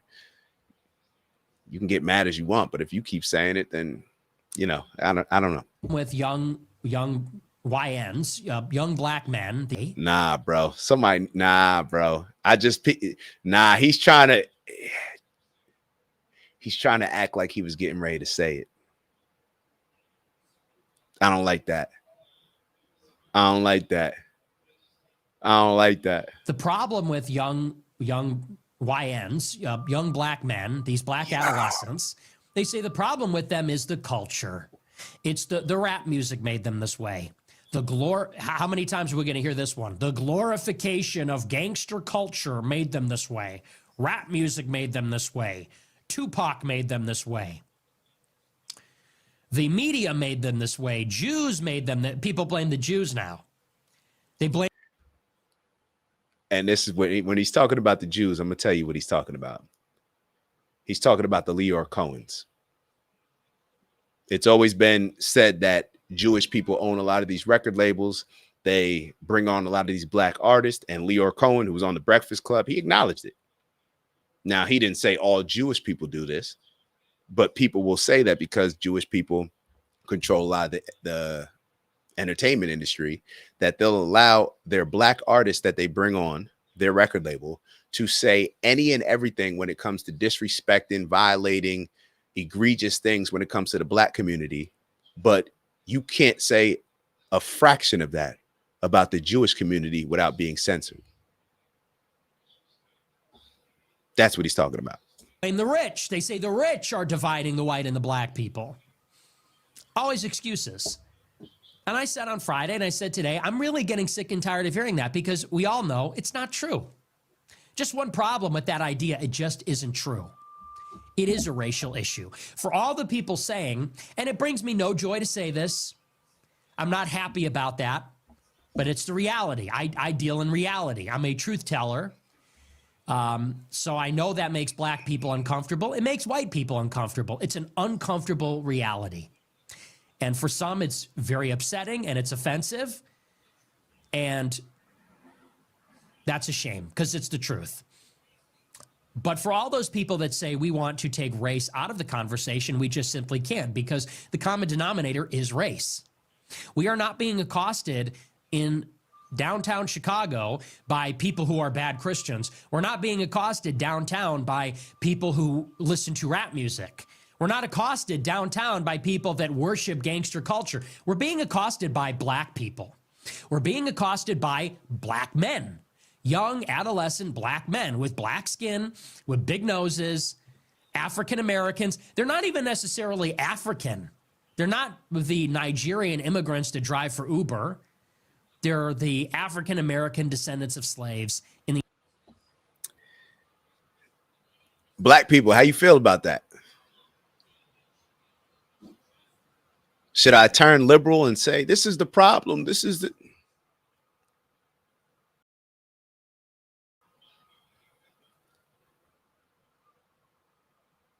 What do you expect? What do you expect somebody like him to say about black people? And a lot of these things black people say about black people just don't say it on a public platform. A lot of these are uncomfortable truths that he's talking about. Some, I think he's just being wildly disrespectful in the things that he's saying, the noses, the certain stuff. He knows what he's doing. But see, I'm going to move that to the side, because the problem at hand is still the problem at hand. When you do go to Chicago, what happens? Why is Chicago damn near like a Middle East? It's like war in the Middle East amongst black kids in Chicago, starting at the age of 13, 14. Matter of fact, I don't even care about why. The only reason why I care about why is to fix the problem. I don't care about why something is the way it is to blame. I care about why in order to identify the problem, in order to fix it, not to blame other people and tell them that they need to change, so they need to fix it. I'm not going to sit here and blame Jewish record producers or Jewish owners of record companies and say, see, it's y'all fault. You need to change. You need to change. They're not going to change, and I can't force them to change. So therefore, the only thing that we can change is taking accountability for the things that are in our control, controlling the controllables. Has black music impacted our culture negatively? Has our entire culture impacted the younger generations to the point where this has just become a vicious cycle? And we could sit here and say it's Joe Biden and the crime bill. Yeah, I've said that plenty of times. Joe Biden and the crime bill. It was unfair for them to lock people up for crack for longer sentences than they did for coke, because crack is more associated with black people and poverty compared to cocaine being a richer drug and wealth, and being more associated with white people. I could sit here and say that and it'll be 100% true. However, it's not going to solve the problem. The problem is we shouldn't be selling drugs in the first place. That's the problem. The rules are the rules. We can spend 200 years trying to adjust the rules and trying to convince people, the same people that we're saying are oppressing us, the same people that are saying racist. We can spend as much time as we want trying to change their minds, especially when it's something that benefits them and keeps them at the top. Do you really think they're going to change, even if you do change their minds? Or are you going to change how you move accordingly to the rules of society? Are we going to change? We may not like what he's saying. He's being a prick about it. When I say prick, I'm only going off of what's on the screen. There's other words that I would use, but he's just being a dick. Like he's being a clown. He's being a race baiter. He's being whatever you want to call it. But if you take away everything that he's saying in this video, are the problems that he's discussing still going to exist? I would say the answer is yes. So we could sit here and complain, and this goes across the board. This is not just this issue.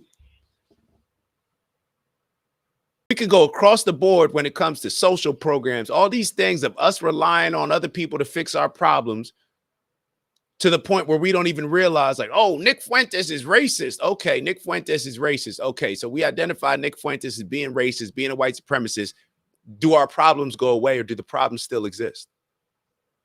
Oh, we were treated unfairly because of slavery and because of this, so therefore we're owed reparations, and we're going to keep fighting for reparations, even though when Biden's in office, we're not fighting for reparations. But since Trump won, now Ayanna Pressley and the Democrats and Jasmine Crockett, now we're going to push for reparations.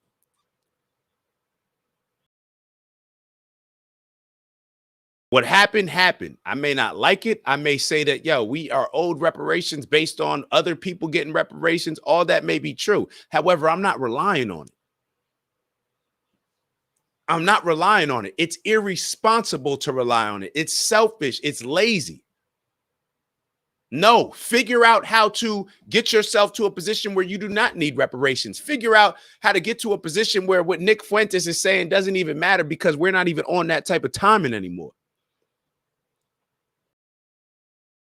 That's what we have to figure out. Oh, Nick Fuentes. I don't care what this guy that I've never met never says. I mean, he has a huge influence, so I care to that point. I care to the point where I'm looking at America and I'm saying, like, yo, people like Nick Fuentes, they're looking to create a race war. They're looking to benefit in a lazy way of trying to get influence, trying to win people over. So therefore, they're using race baiting in order to do so. And it's very lazy. I care from that standpoint, but just what Nick Fuentes feels about me, I don't really care. I don't care about him. I'm more so, and this is 48 Laws of Power. This book right here. 48 Laws of Power. They talk about, matter of fact, I don't even know if this 48 Laws of Power or it's Patrick Bet-David's book, Choose Your Enemies Wisely. I forget which book it is. I'm being totally honest, but I think they mentioned it in both books, where your enemies and the people that talk like Nick Fuentes can be very valuable, because they're going to say the stuff that other people may believe and know that is true, but are scared to say it. They're going to say the things that your friends may not say to you. They're going to make you feel uncomfortable, because a lot of us deciding to change something is when we get to a point where we're so uncomfortable with it, then we have to change, right? Hit that rock bottom. We experience a certain level of discomfort that then promotes us to change. We don't just change just to change, right? So use what he's saying. We need people like Nick Fuentes to say certain things that trigger us, that get us angry, that get us upset, but use that anger and fuel in a positive way to actually bring about change, not to sit here and get emotionally upset and call him a racist and call him a white. Who cares? I'm not empowering him. Oh, damn, Nick Fuentes just reminded us. We were over here thinking that this is all of our Democratic friends and liberal friends. They just pat us on the back and say how nice we are and how Nick Fuentes is pointing out those uncomfortable truths in a a-hole way, but he's pointing out a lot of those uncomfortable truths that we need to address. Or we don't. I don't know. The United States. They're black men. That is who is accosting us. And if it were cultural, that wouldn't be the case. I said this today on Twitter. For all of these conservatives. Now, he is wrong about that. It is cultural. Culture controls everything. That say it's the black culture. Why don't white people? Why don't you see white male teenagers stabbing and shooting and carjacking and dummy? Because it's black culture. He just answered his own question. It's not white culture. Taking over the city. Why don't you see that? Do white people not listen to rap music? Do white people not go to rap concerts? Do white people? The same way Beyonce can create a country album, but it may not relate to as many black people as country albums from white artists relate to white people. People not speak like black people in Ebonics, in African-American vernacular English? Do white people not worship black celebrities? Do white people not pretend to be gangsters? Of course they do. So do Hispanics. So do Asians. When you look at some of the biggest nerds in rap culture, it's Asians. It's Asian music producers. When's the last time you've seen an Asian gang take over downtown Chicago, mug people on the subway?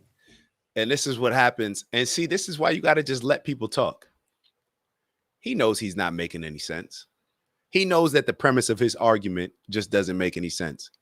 But because he got emotional and because he tried to use race baiting in order to gain some attention, and Jason Whitlock responded with logic, he's not making any sense. So let him talk. Let him talk. This is another example of when you get emotional. He's getting emotional. He's trying to prove a point instead of him just coming out and acknowledging. In my opinion, like he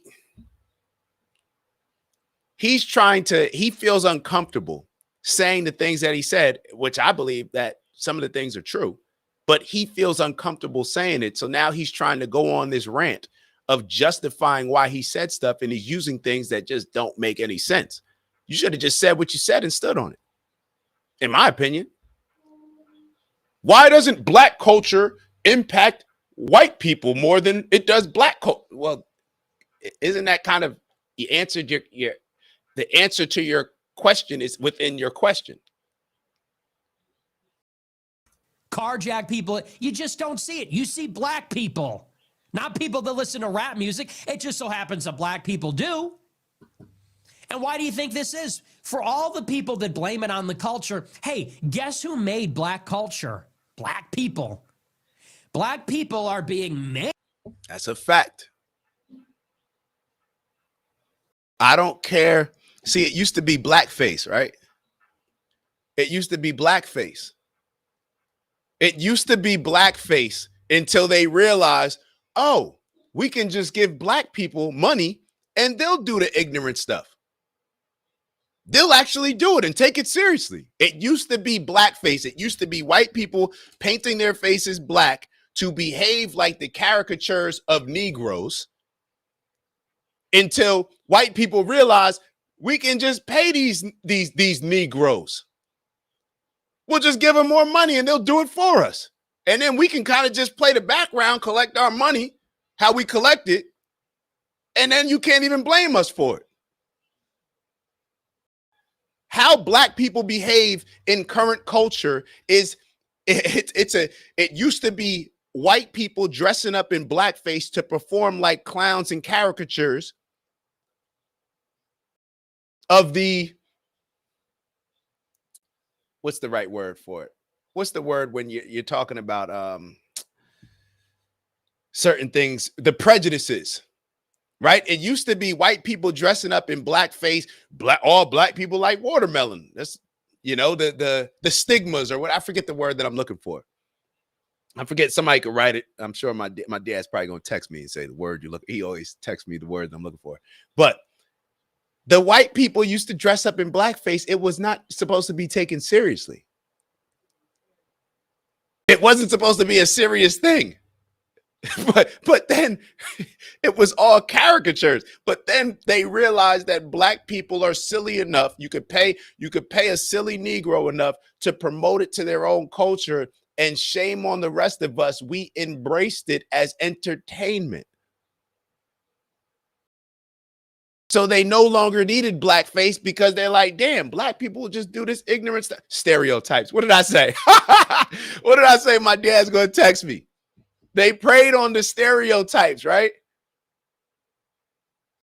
Black people like fried chicken. Let's show black people with some big lips, eating watermelon, fried chicken, the big eyes. They used to have white people dress up in blackface to perform stereotypes of black people, and now black people do it on our own. We celebrate them. We give them awards. They're regarded as some of the biggest influences in our community. Matter of fact, we're going to have Meg Thee Stallion and Cardi B speak for Kamala Harris in order to convince the rest of the Negroes to get on board with Kamala Harris.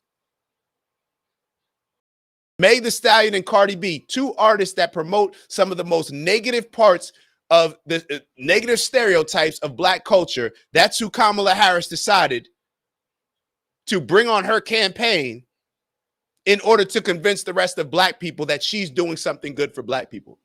Do you see how crazy this is? So I'm not more mad at Nick Fuentes than I'm more upset with Kamala or Cardi or Meg Thee Stallion. Why would I be more upset with Nick Fuentes? Like Nick Fuentes said it, y'all Negroes are doing it.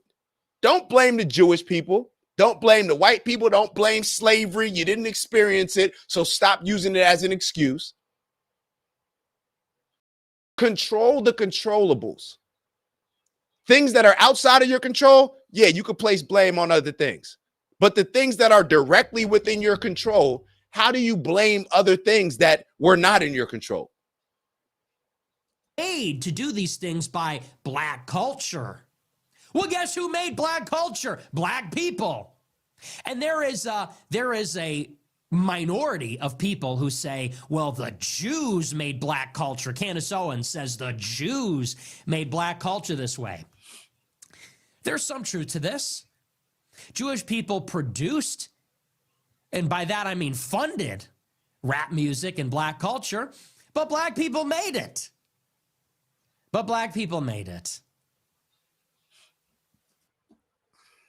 We're going to leave it there.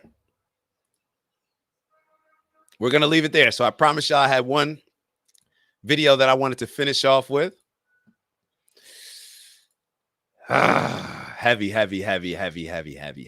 So this, I believe, Andrew Bustamante, gentleman by the name of Andrew Bustamante. And I know I'm kind of finishing off that last segment, maybe rather abruptly, but it's just more the same. These aren't conversations that we've had all the time. It's just sometimes because we don't like the messenger and the way that we're saying, the way that the messenger's saying stuff. Well, he's white. He doesn't have the right to speak on black people like that. He say whatever you want. Right? Free speech? No, not free speech. There is no free speech, right? We had this conversation the other day with the family. There is no free speech. It's based on who's in power and what they decide you can speak on. That's what you can speak on. And what they decide you can't speak on, you can't speak on. That's how it operates around the world. That's how it's probably always been in society. If you're a gazelle and you're trying to tell the lion, you're wrong, you can't say that to me. Well, I'm stronger than you. That's how it typically goes. That's how it typically goes. Matter of fact, let me share this funny. Let me lighten it up a little bit, if that's at all possible. Let me lighten it up to kind of illustrate the point that I'm making right now real quick. So we'll watch two different videos. So this first one is a clip from Dave Chappelle. I don't know if it's from his show. I never watched Dave Chappelle's show. So a lot of these clips that I see from Dave Chappelle, I'm looking at them like, yo, what is this old skit today? I just never watched the show. So I'm not as aware, but we'll play two clips. This will be the first one. So a lot of times it's whoever's in power. Perhaps that, yeah. With that, you know what you should do? Not that that's right. Not that that's right. You should sanction me. Sanction me with your army. Oh, wait a minute. You don't have an army. I guess that means you need to shut the fuck up. That's what I do if I don't have no army. I would fuck up. That's what they put this up regarding Canada and America. The fuck? All right. Just try to break it up a little bit. All right, so this is the video that I wanted to show y'all. This is the Andrew Bustamante. I guess he's a spy. I'm not exactly sure, but he was giving some spy advice. I don't know if it's spy advice or just life advice. I'll let you guys determine that for yourselves. But I think this is something very critical that we all can embrace in life and use it to our advantage, whether it's in a relationship, friendship, on the job, selling, trying to get a raise, whatever it is. Maybe, yeah, just take a look. What is the one spy trick you would teach everyone that they can use to improve their life instantly? The most important spy trick to change everything immediately is something called perception versus perspective. We all look at the world through our own perception, but perception is your interpretation of the world around you, but it's unique only to you. There's no advantage in your perception. That's why so many people find themselves arguing all the time, trying to convince other people of their own perception. The way that you win any argument, the way that you get ahead in your career, the way that you outsell or outrace anybody is when you move off of perception and move into perspective. When you shift places and get out of your own perception and into someone else's perspective, now you're thinking like them, which is giving you an informational advantage. But you know what they're all doing? Everyone else out there is trapped in their own perception, not thinking about a different perspective. So immediately you have superior information, superior positioning, you have an advantage that they don't have. And if you do that to your boss, it's gonna change your career. If you do that to your spouse, it's gonna change your marriage. If you do that to your kids, it's gonna change your family legacy because nobody else out there is doing it. Eric Weinstein was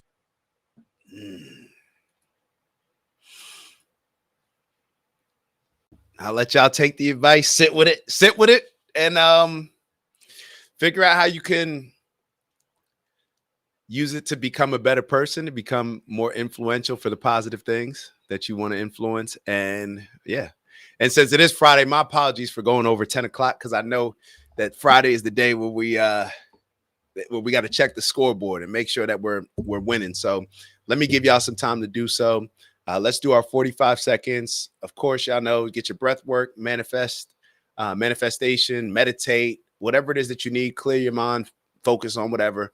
I'm going to close my eyes. You guys can keep your eyes open, do whatever it is, but we'll start our 45 seconds. Remember, every exhale, getting rid of the negative energy, every inhale, inhaling all the positive energy. That's going to help us live more in our purpose, accomplish more of our goals, and just focus on today and win the day. All right, so 45 seconds, ready, go.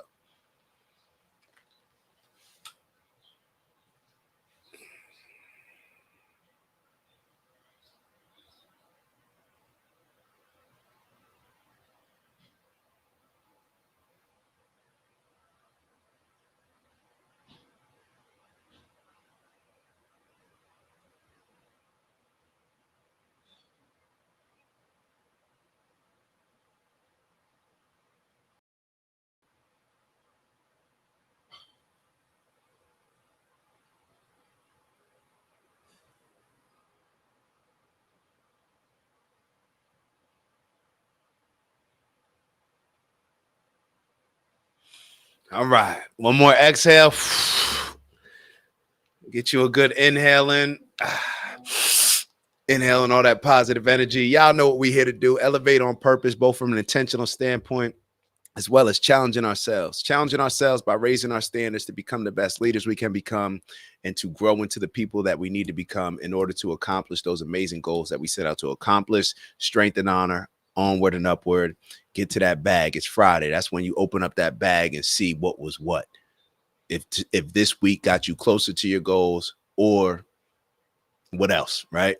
So the things that I focus on, and when we say get to that bag, those are the little things that you're doing throughout the week that are going to make sure that you're aligning with your purpose as you strive for that purposeful abundance.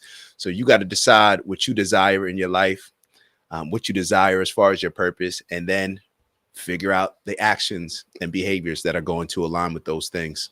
The things that I try to focus on, not try, we don't use that word. The things that I focus on and will continue to focus on: peace, love, happiness, health, wealth, and in everything we do, integrity. And on that note, appreciate y'all. Love y'all. Y'all have an amazing weekend. Win the rest of the day. You owe it to yourself. You worked your butt off the entire week to give yourself the opportunity to have this become the best week ever, to have a winning week.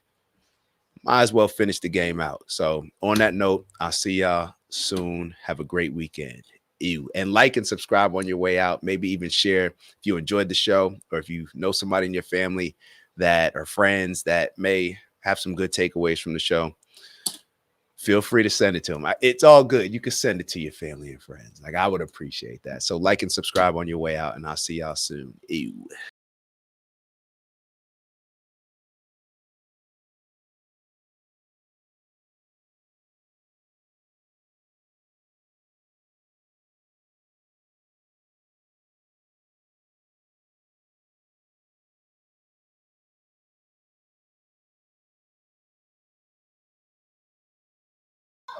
B plus, B plus.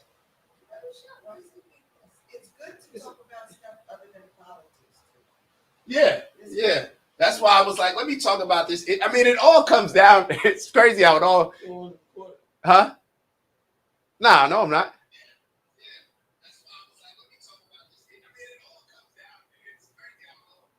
I'm still on? For real?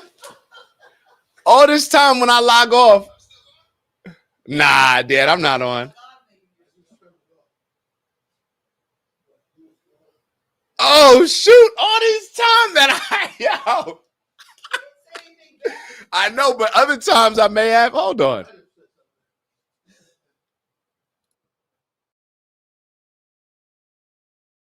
Oh, shoot. Because I already shut it off on my end. No, I'm watching it. I have the window open too, and it's saying that I'm on.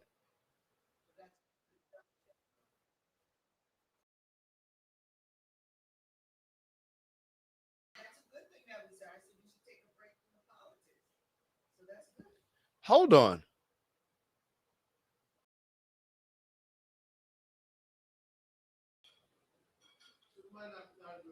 I didn't see any of these comments. I stopped seeing any of these comments.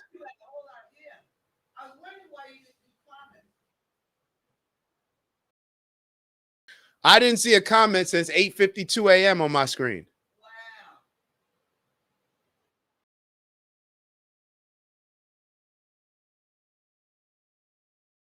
All right, let me close the show up. Yo, I'll see y'all soon, man. I don't even know how to log off.